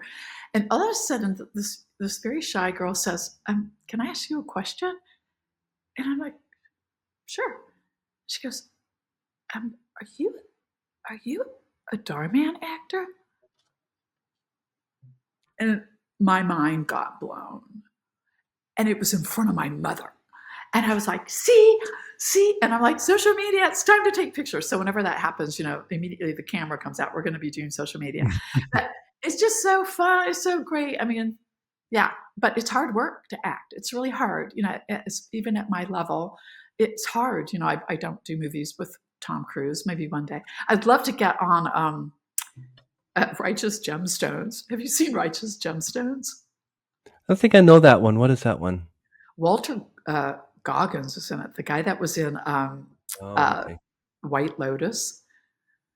I'm not going to tell you what happens to him in White Lotus, because in case no one's seen season 3, but he's in it. He's very character driven. It's a very character driven show. I would love to be on that show. But yeah, it's a job. At the end of the day, it's a job, and it's a hard job because it's very competitive. And we have a saying in the business, and it goes, if you're early, you're on time. If you're on time, you're late. Oh. If you're late, you're fired. Oh. And that's kind of the business, because you're competing. People flood into Los Angeles from everywhere, and the big A markets are Los Angeles and New York. But I'm telling you, places like Atlanta, Georgia is becoming an A market for shows, and also in New Orleans, Louisiana. So there are some markets that are starting to also. So but still so much competition, and you just have to be the best you can be. And it's a job, and you have to be professional, and it's hard emotionally, physically. Call times can be brutal. I mean, I've gotten up as early as 4 a.m. Wow. to do a call time. Sometimes you have shoots that are overnight. I've done overnight shoots, not with Dhar Mann, but Wow. overnight shoots. But yeah, but you do it because you love it. You do it because when can you be another person in your life? When can you be that? Like we were just doing the FBI thing, and I looked at my partner, Patrick, and I said, Patrick, when can we ever do this? This is like we're in a van and we're at a stakeout. Like, when in real life would I be able to do this? Never. So you're just like, this is so great. I love it. I wouldn't. There's nothing. I don't think there's anything that could happen. Knock on wood. Nothing that could happen that could make me say, I don't want to do this anymore. I always tell my husband, I'm either going to really make it, or I'm going to die trying. I'm going to like croak on set or something. What do you think of the day where you're not going to be needed? They're just going to make an AI generated Karen. I have this conversation a lot with my husband. My husband is an animator, special effects guy, and he I really thought he would not embrace AI. He is an AI embracer. Now he loves creating, because for visual artists, you still need a base of other platforms. It's not like I could okay, Christopher, let's do a show AI. We could animate it ourselves because it's AI. We couldn't do. It's not that easy. It's not that simple. You still need other knowledge in order for it to look really good. Now, as far as AI in the acting world, so I have seen, someone just showed me a scene with Tom Cruise. It was AI generated. Tom Cruise was AI generated. And I have to tell you, I didn't realize it was AI until the person told me. Now, Really? here's the thing, though. Here's the thing. I remember when computers, I used to work in a department store and we had registers, right? And Yeah. I remember Going way when back. they Yeah. remember registers? Yeah. Uh, and I remember when they sent out the memo, we're going to be switching over to computers, and so we're going to have training on that. And literally, people quit. I can't work on a computer. I've never touched a computer. I can't do it. And people literally quit. And then of course there were people saying, "Oh, well now the computers are going to take. They won't need us," And I'm just kind of like thinking to myself, "Oh, people, can you just wait?" Well, guess what? All the computers did was make our lives easier. They still needed us to push the buttons. Mhm. But now we could see on the screen what you were buying, and we could easily like remove if you, oh, I don't want that shirt, then oh, no problem, and you would just tap Exactly, down to yeah. the line and delete it. Yeah, it just made things easier, and more visual. But you still needed us. You still needed salespeople. Yeah. Now for AI, as far as generating people's Mhm. faces and all of that, I think what's going to happen is there's going to be some kind of rules and regs that you have to follow. Like I'm sure Tom Cruise isn't going to allow, or his peeps are not going to allow his face to be reproduced Mhm. and put into movies and put into theaters. There's a thing where like an NDA. If you're going to use my likeness, you need my approval. We sign NDAs all the time. We sign NDAs for Dhar Mann. Each video you do, Mhm. you have to sign that. So there's that is going to come into play. There are people watching social media and all this all the time. That they'll have people that I have a friend. Her job is when commercials come out, if it's her account, she makes sure that those commercials show when they say they're supposed to show. So she Really? has to watch TV. Okay, our spot for, I don't know, Carnival Cruises is supposed to come on during Righteous Gemstones or during the 7 o'clock news at 6 o'clock. Did it? Well, I'm watching TV right now. Yes, it did. So there's eyes and ears everywhere, especially with your phone. So how are they going to use your likeness and you not know it? And there's going to be, just like there's this new technology called AI, there's going to be counterintelligence uh, tech that's going to help you see if your likeness has been generated for something. Well, But I don't think someone's going to come up to me and go, "Oh, Monica, I just saw you in a movie, with Tom Cruise." I'm like, "Really? I didn't do a movie with Tom Cruise." then you can I, sue. I just, how am I not going to know that? And there's going to be, just like AI in the educational field. So people are using that GPT chat to write their papers. Well, guess Yeah. what? There's software. You can run that paper through the software, and it will literally tell you how much of it is plagiarized. And we've had that technology for the last 7 years. So Oh. there's always something that's going to make it reasonable. And I think people, and also the bell has been rung. It's not going away. But what we're going to do is, we're so smart, we're going to find ways so actors won't get their images used for free. We're going to have that technology, just like we have the technology for plagiarism, where you can Mhm. literally run that thing through a machine, it scans it, and it will tell you a percentage of what has been plagiarized, and then you can grade it. So I'm not worried about it. Um, I don't think Tom Cruise is worried about it. I think it's cool. I think it can be useful. Um, it can be harmful, but I think we're going to have the technology that will counteract it, and we can all live with it, and it all be benefit from it, just like computerized registers that came out in department stores. That's true. If I wanted, I could, like, let's say, when I was younger in high school, there's a girl I liked and I had my eyes on and whatever, and I was like, oh, and then suddenly I find a picture of her, and then I take my image and I put her and I in a movie where she becomes my romantic partner. You think she's gonna have an issue? She's gonna say, oh, that's me. So how do you know it's me? Maybe it's not. Maybe just someone looks like you. They could be doing that too. Well, but someone's going to see it because you're going to put that out there. I mean, we don't make movies so we can just look at it. We put movies out to make money. So it has to go out to the public.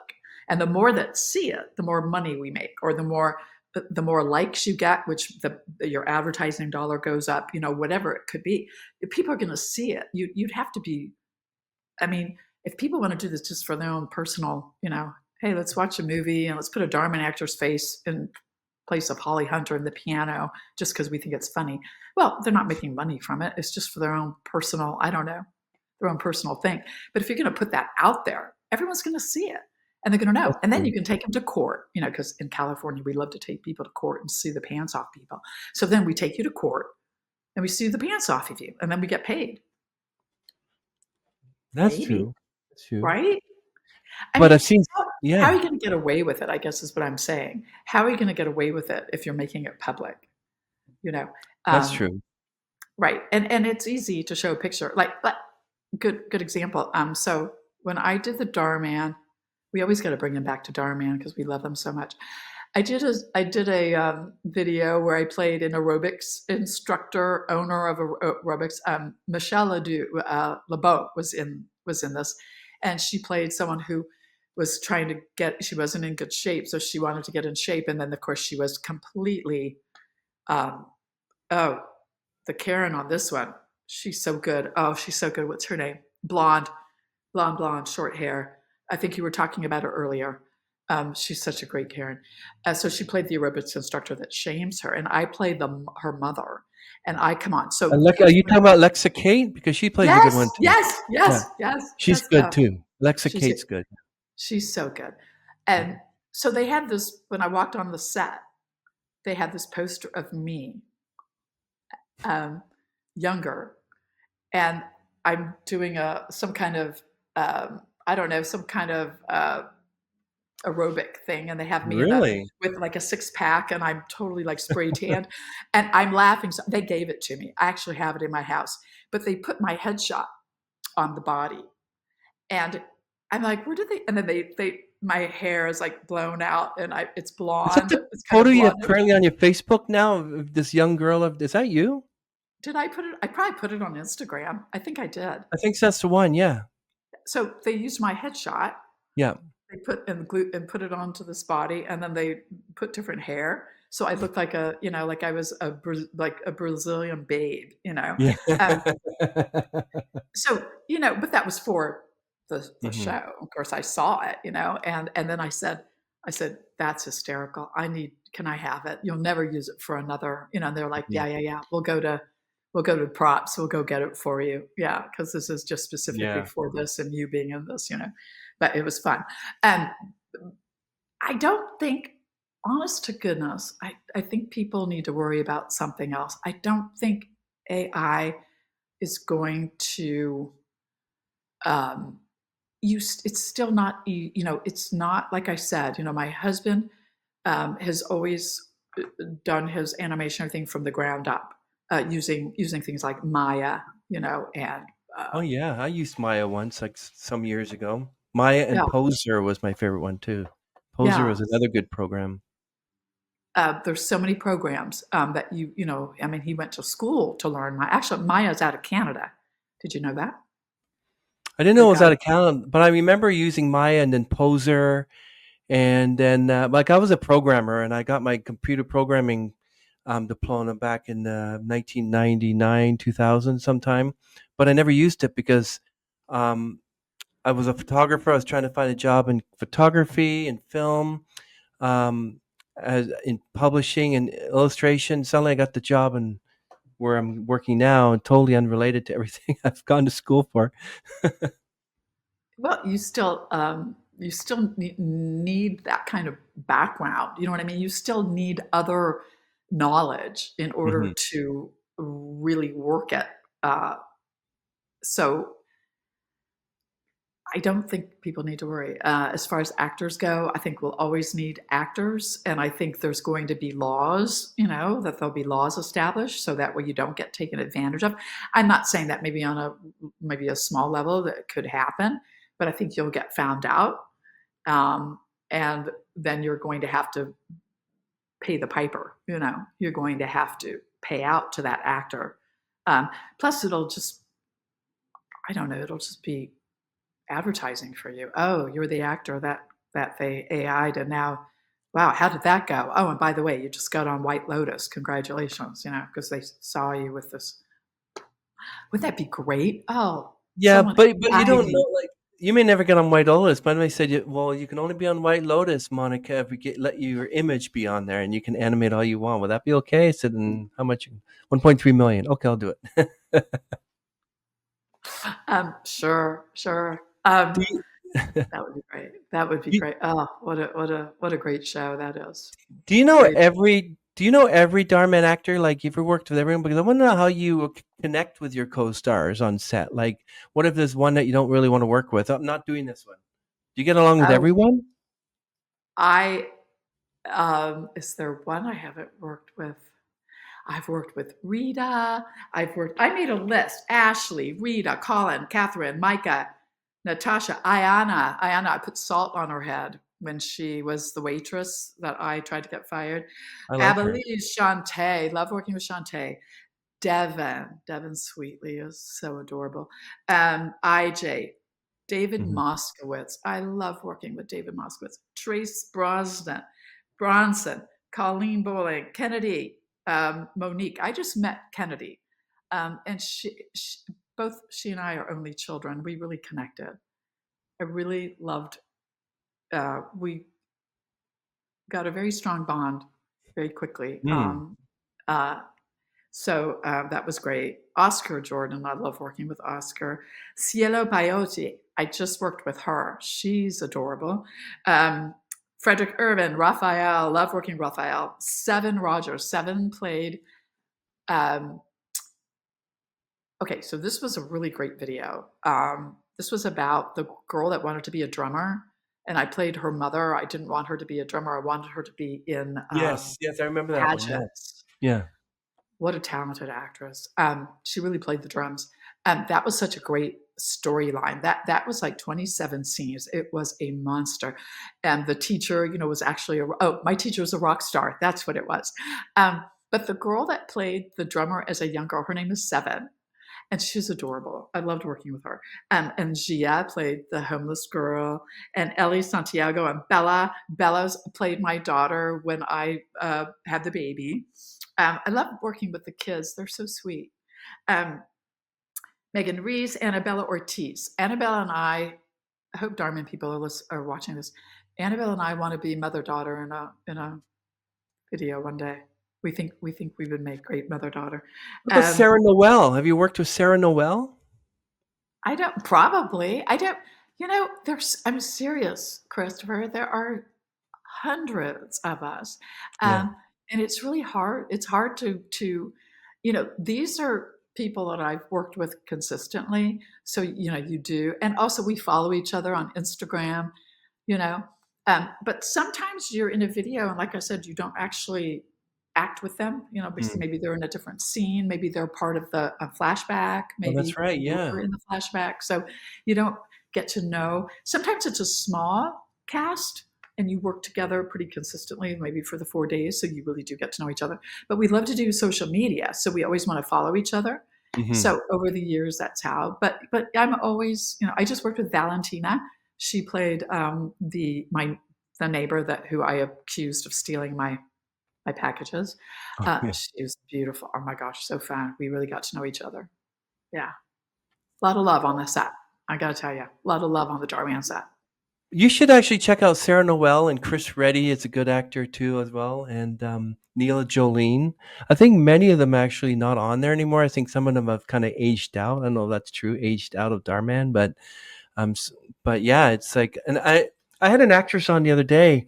I want to ask you about this. So she's not Dhar Mann or anything. She's just an actress. Her name is Riley Reagan, and there's an emotional scene that she did in a movie where she found out her husband was cheating on her, and they have a Mm. scene where she's in the car and she's just like this, and she's banging on the steering wheel, getting angry and everything.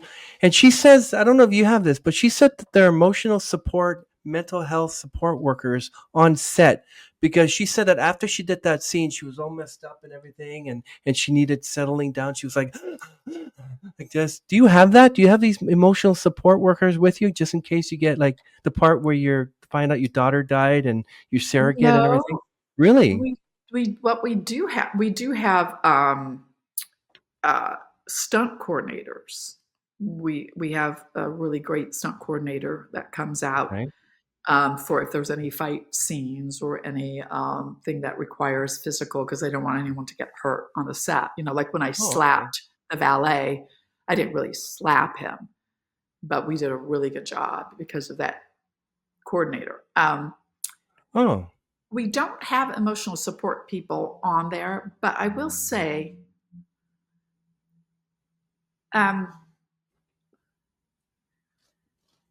I know from my scene class, there's an actress in my scene class, and she does these emotional scenes, and then when she's done, she gets a fan and starts fanning herself because it takes her Oh. a while to get out of it. And it's interesting because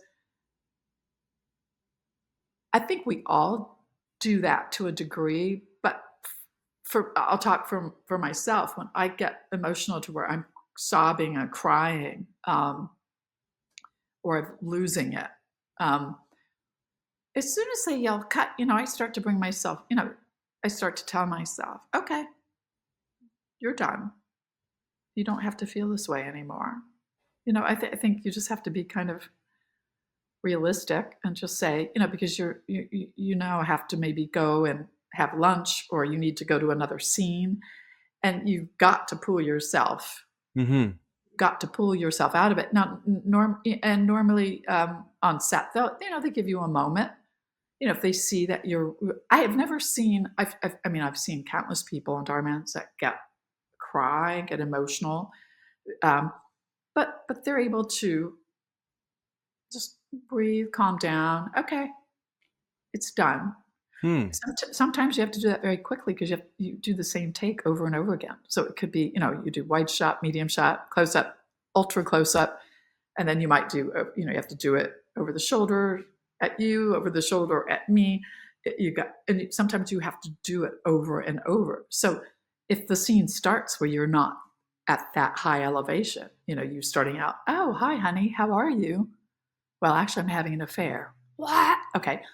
You can't be crying at the beginning of your scene. You haven't, the emotion shouldn't have hit you yet. So you're gonna have to recover pretty quickly. Um, I, yeah, I don't know. I guess there are some people that might need that, but that would be a concern. I think I would be concerned. Like, oh my Yeah. goodness, Yeah. I've seen people in classes come out. Riley said it was that she learned how to cry, and it was easy for her to cry, especially when she was yelling at the actor that played her husband, and then finding out that he had in the movie where flowers won't grow. She said that the emotional scene when she was in the car, yeah, these emotional support workers are there to calm you down, but I don't know, it helped her. So Well, if you need that, I'm glad they have that, but I wouldn't want anyone to calm me down, because here's why. If I have to do that scene 20 times, let me regulate it, hmm. because what happens is, if I have to start the scene where I am in a happy place, and Hmm. then there's a trigger word, like my husband mentions the woman he's having an affair with, who is my best friend, Hmm. that would be a trigger word, which would trigger. Well, I need to have something ready for that. So I wouldn't want someone interfering with my psyche, because I know what I need to do to get me where I need to be. So I don't want someone to be, okay, you're good now, you're good now. It's like, no, get away from me, because I have to go back there again. So True. you know what I mean? Maybe this person, this husband, maybe she has a suspicion. Maybe there's a suspicion that he's having an affair, and then he finally admits it. So what is that like, having this constant mistrust with your husband? So why would you want someone to pull you away? So everyone has their way of doing things. So if someone needs a support person to bring them down, that's great. But for me, that would be interference. Because Hmm. I think I know myself and I know my emotions. But I get it. I get where I've seen people in. I remember I was in a Meisner class once, and this girl got very upset. She ran out. She ran out, Really? and the coach went after her, and we were like, "Whoa, wow, okay."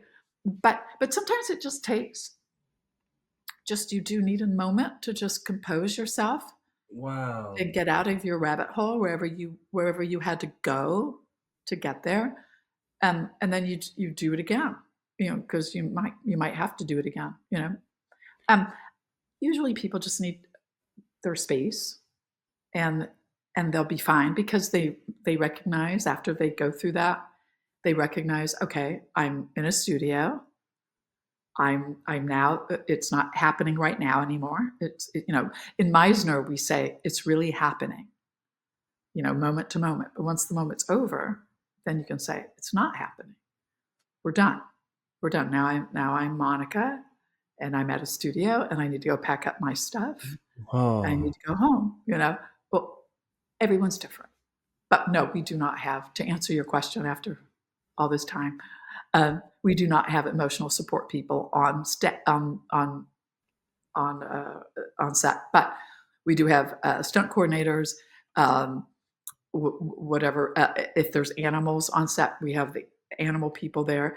If Hmm. we Any children that are there, they have to have a set teacher, a studio teacher. They all have a studio teacher. So we do have all of that on a Dhar Mann set. He's follows all the rules. Yeah, I noticed that Dhar Mann himself has been making Alfred Hitchcock type cameos on a lot of his episodes, and he does read comments because I read that comment and said, I wrote a comment saying Dhar Mann should really be in more of his videos, like doing the whole Alfred Hitchcock cameo thing, his own movies. And the next episode he was in there, I'm like, did he read my comment? And he couldn't respond. No, it's funny. I wish What? he'd do a cameo in one of my videos. That would be great. Oh my gosh, I would love that. He's been in a few. I remember he was like a guy that didn't mind his own business with a couple. And he said, "Oh, sorry, I'm eating my French fries." But what do you think makes Dhar Mann series so like popular? Like we're not only show having stories, but we're changing lives. Because he is so culturally with it. He knows the culture.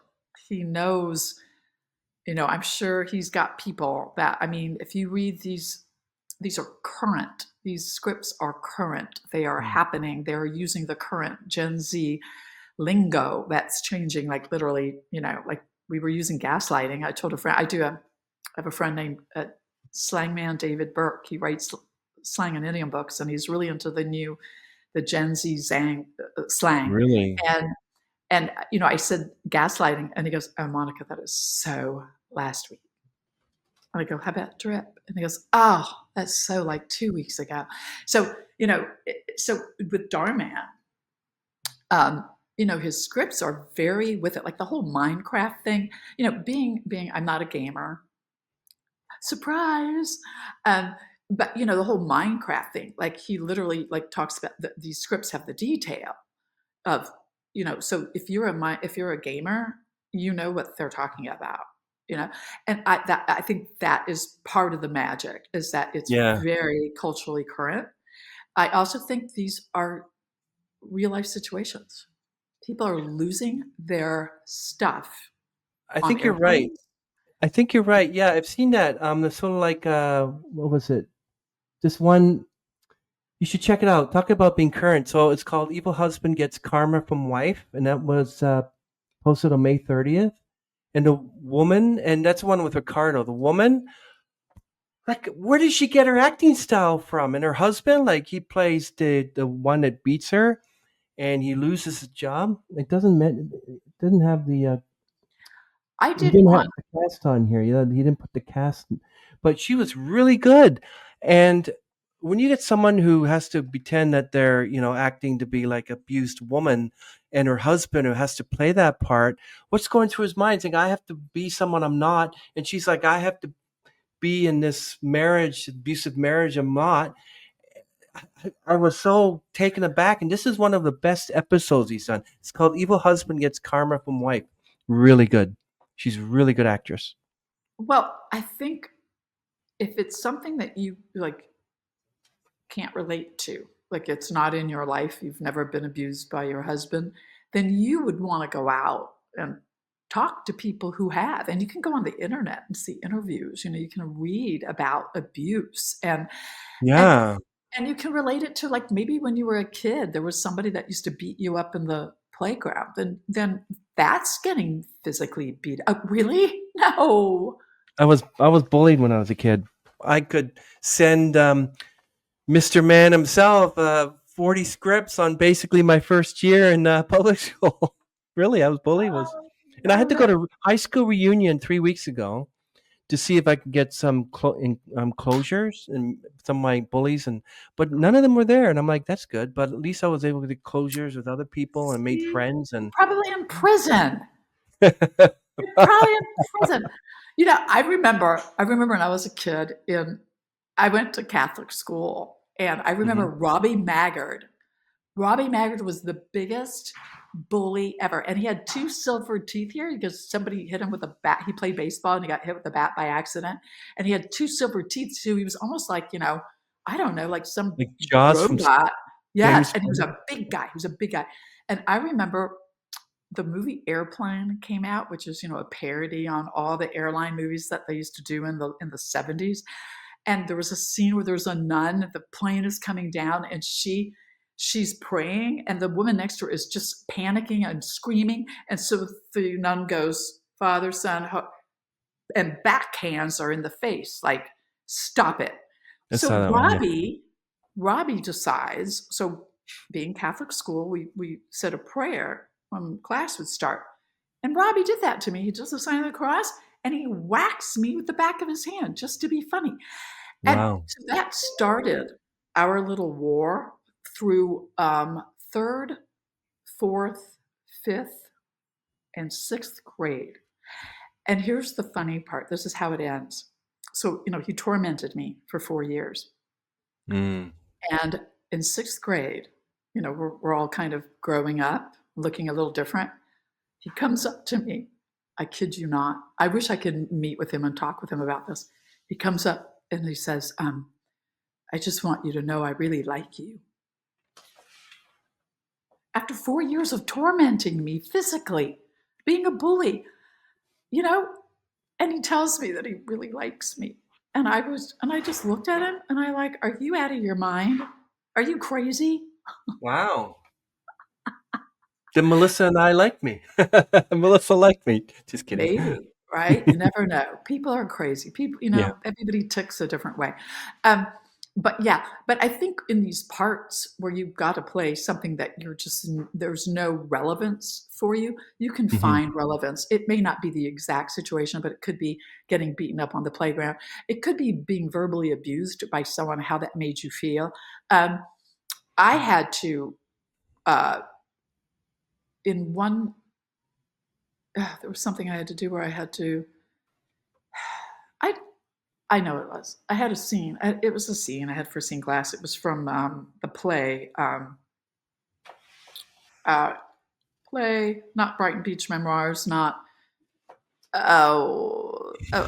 Broadway Bound. I think it's Eugene O'Neill.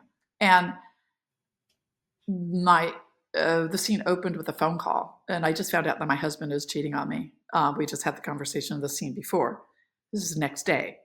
Something happy has happened, so I'm in a good mood, but there's still this thing in the back where my husband has just told me he's cheating on me. This is in 1950s. This is autobiographical. And my mother calls me. And so the scene opens with a phone call with the mother, and the mother's asking about everybody. And the boys just did a show on the radio show. They're Broadway Bound, right? And that's his story of how he became a writer. And so we do the scene, and the instructor tells me, so I have some notes for you, Monica. So during the phone conversation, I want you to get emotional when she asks about Jack, your husband. And I said, yeah, that would make sense, huh? Because even though this happy thing is happening right now with the boys and the radio show, in the back of my mind, he just told me he's cheating on me. Yeah. Okay. Well, I really labored over that because my husband has never, at least as far as I know, he's never cheated on me. So I had to find something, and so I ended up, everyone's been cheated on in some way. It may not be by your spouse or your boyfriend or your girlfriend, but it could be by a best friend. It could be by your boss who you thought was very loyal to you and you found out they threw you under the bus. So that's where I went. And yeah, and that was the trigger, and that's, so everything's all happy. Yeah, did you hear the show? Yeah. How's that? Oh, everyone's great. Yeah, oh, he's great. Not really, but I don't want mom to know, so I don't. Yeah. And then you have to cry, but not let her know you're crying. I'm telling you, acting's hard, Christopher. It is hard. And you're so good at it. Well, thank you. I can always get better, and I'm always in classes. I'm always trying to perfect my craft, and I'm not where I would like to be, but I am on my way. As long as you're working at it and always working at the craft. I really don't understand when I say, "Oh, what classes do you take?" Oh, I don't take any. I already took Wow. them. And you're like, Yeah. but you always need to be constantly honing your craft. You just always do. You can't just not. Yeah, and maybe you don't want to do technique anymore. Maybe you have your technique, whether it's method or Meisner or Uta Mhm. Hagen or whatever it could be. There's always some new stuff in LA right now. But you should always be doing like scene work. You should always be in classes. You should always be connected with other actors. You always want to be reading plays. Just some advice for anybody wanting to get in the acting field. Start taking technique classes, whether it's method or Meisner, try them all, Mhm. improvisation classes, audition classes, but get your technique classes down first, start with those, and always start reading plays, start reading Wow. screenplays. There are Mhm. young actors in class that, I mentioned Ordinary People the other day, and they're like, oh, I've never heard of it. I mentioned, Raging Bull. Really? Wow. Who's in that? And it's like nowadays I notice that some of the younger people, they're not familiar with the classics. You've got to know Death of a Salesman because there's going to be literary references to Willy Loman, like, oh, don't be a Willy Loman. Well, what does that mean? If you don't know, Mhm. the play Death of a Salesman, how do you know that someone just compared you to Willy Loman? Who's Willy Loman? Um, you know, I know, read I the know. play, I was read mon the play. For Yeah, I crying was with my brother, and I I I love Dustin Hoffman's version of Rain Man. It's on like $100, So I was being my Rain Man impression, and I went up with one of his friends, thinking that he had seen the movie Rain Man. I went $100, $100, and I started doing my Rain Man, and my brother came in and said, "You should have done that Rain Man impression because my friend thought you were retarded." I was like, Well, I love Ben Stein. Okay, Ferris Bueller's yeah. Day Off. If you haven't seen that movie, shame on you. Shame, shame, shame. I'm shaming everybody who hasn't seen Ferris Bueller's Day Off. It's a fun movie. You love it, but Ben Stein plays again. There's no such thing as a small role because he is like the most memorable character for me in that movie. Mhm. So he plays his history teacher. The typical like completely boring. Everyone's Yeah, like falling asleep. They do a camera pan of the front row, and yeah. there's the girl chewing gum, there's a girl putting lipstick, there's the I guy know. like, falling asleep, and Ben Stein's going, 1942, what happened? Anybody? Anybody? And he's completely deadpan. Mhm. It is hysterical. Yeah. Yeah, and do you think the younger you ever seen those videos, Monica, where you have someone put like a rotary phone in front of the 16-year-old and you go, okay, now what is that? Pick it It, up and dial 911. And she goes, what? What? Pick up what? Pick that up. Okay, what do I do with it? Okay, now dial 911. Okay, how do I do that? It was hilarious. how do I dial? Yeah, What is this? What is this yeah, wheel? I know. It was weird, but yeah, That's funny. I love that.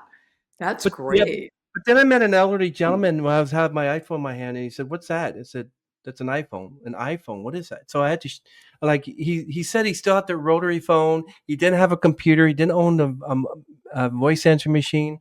He didn't know what an iPhone was. And so, what is that? So it works both ways. Um, yeah, that's funny. That's funny. Well, back to your question about what's the secret to Dhar Mann's success, to that Hmm. formula. And I think it's everything that we've been talking about. Um, the emotional range, the stories, but the relevance, and also the connection to social media. Hmm. I mean, it's very social media driven. Because his platform is YouTube, Mhm. Facebook, TikTok, um, and of Wow. course, all of us, Instagram, like create my whole Instagram is Dhar Mann stuff. I mean, Mhm. I would say it's 90% my experiences on Dhar Yeah, I Mann. was happy when I saw that you had followed me, and I went, "Yeah, Monica Mora's following me." That's awesome. And I like it. it's great because I get fans. I have friends that I actually, we go on instant messenger, and I have a fan. I'm going to do a shout out to Callie, and she will say almost every day, "Hey, what are you doing?" It's the sweetest thing ever. That makes me feel so good. I can't even tell you how good. Dhar Mann fans are the best. They are so loyal, and I just had some people on Instagram just say things like, "I just saw your video. You keep going, keep doing it." I mean, who needs emotional support? I've got emotional support through these fans. These fans, they take the time. We have fans that make videos of us. Like we have Ashley and I have a follower. They usually follow. Um, they follow Rita, Rebecca, Mhm. uh, Ashley, me, and there's this other one, like five of us, and they'll do videos of us and post them, and then maybe they'll do like if because I have a lot of pictures of Ashley and I, so they'll do an Ashley Mon.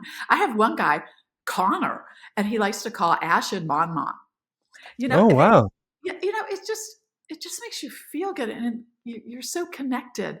And some of these people are like in Australia, in England. It's international. The exposure is insane. It's insane. I mean, I can't Wow.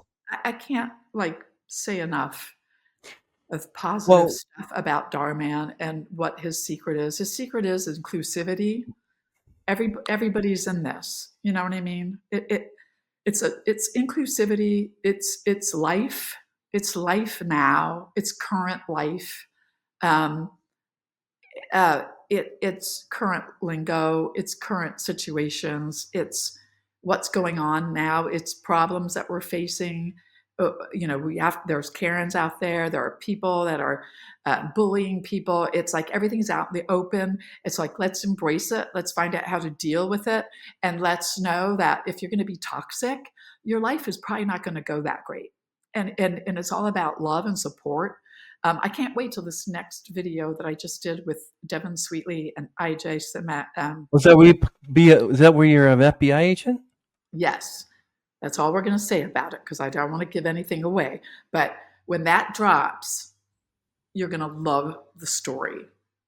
And it's going to make me start crying right now. But Yeah. maybe I need an emotional support person with me when I do this You have your podcast. husband.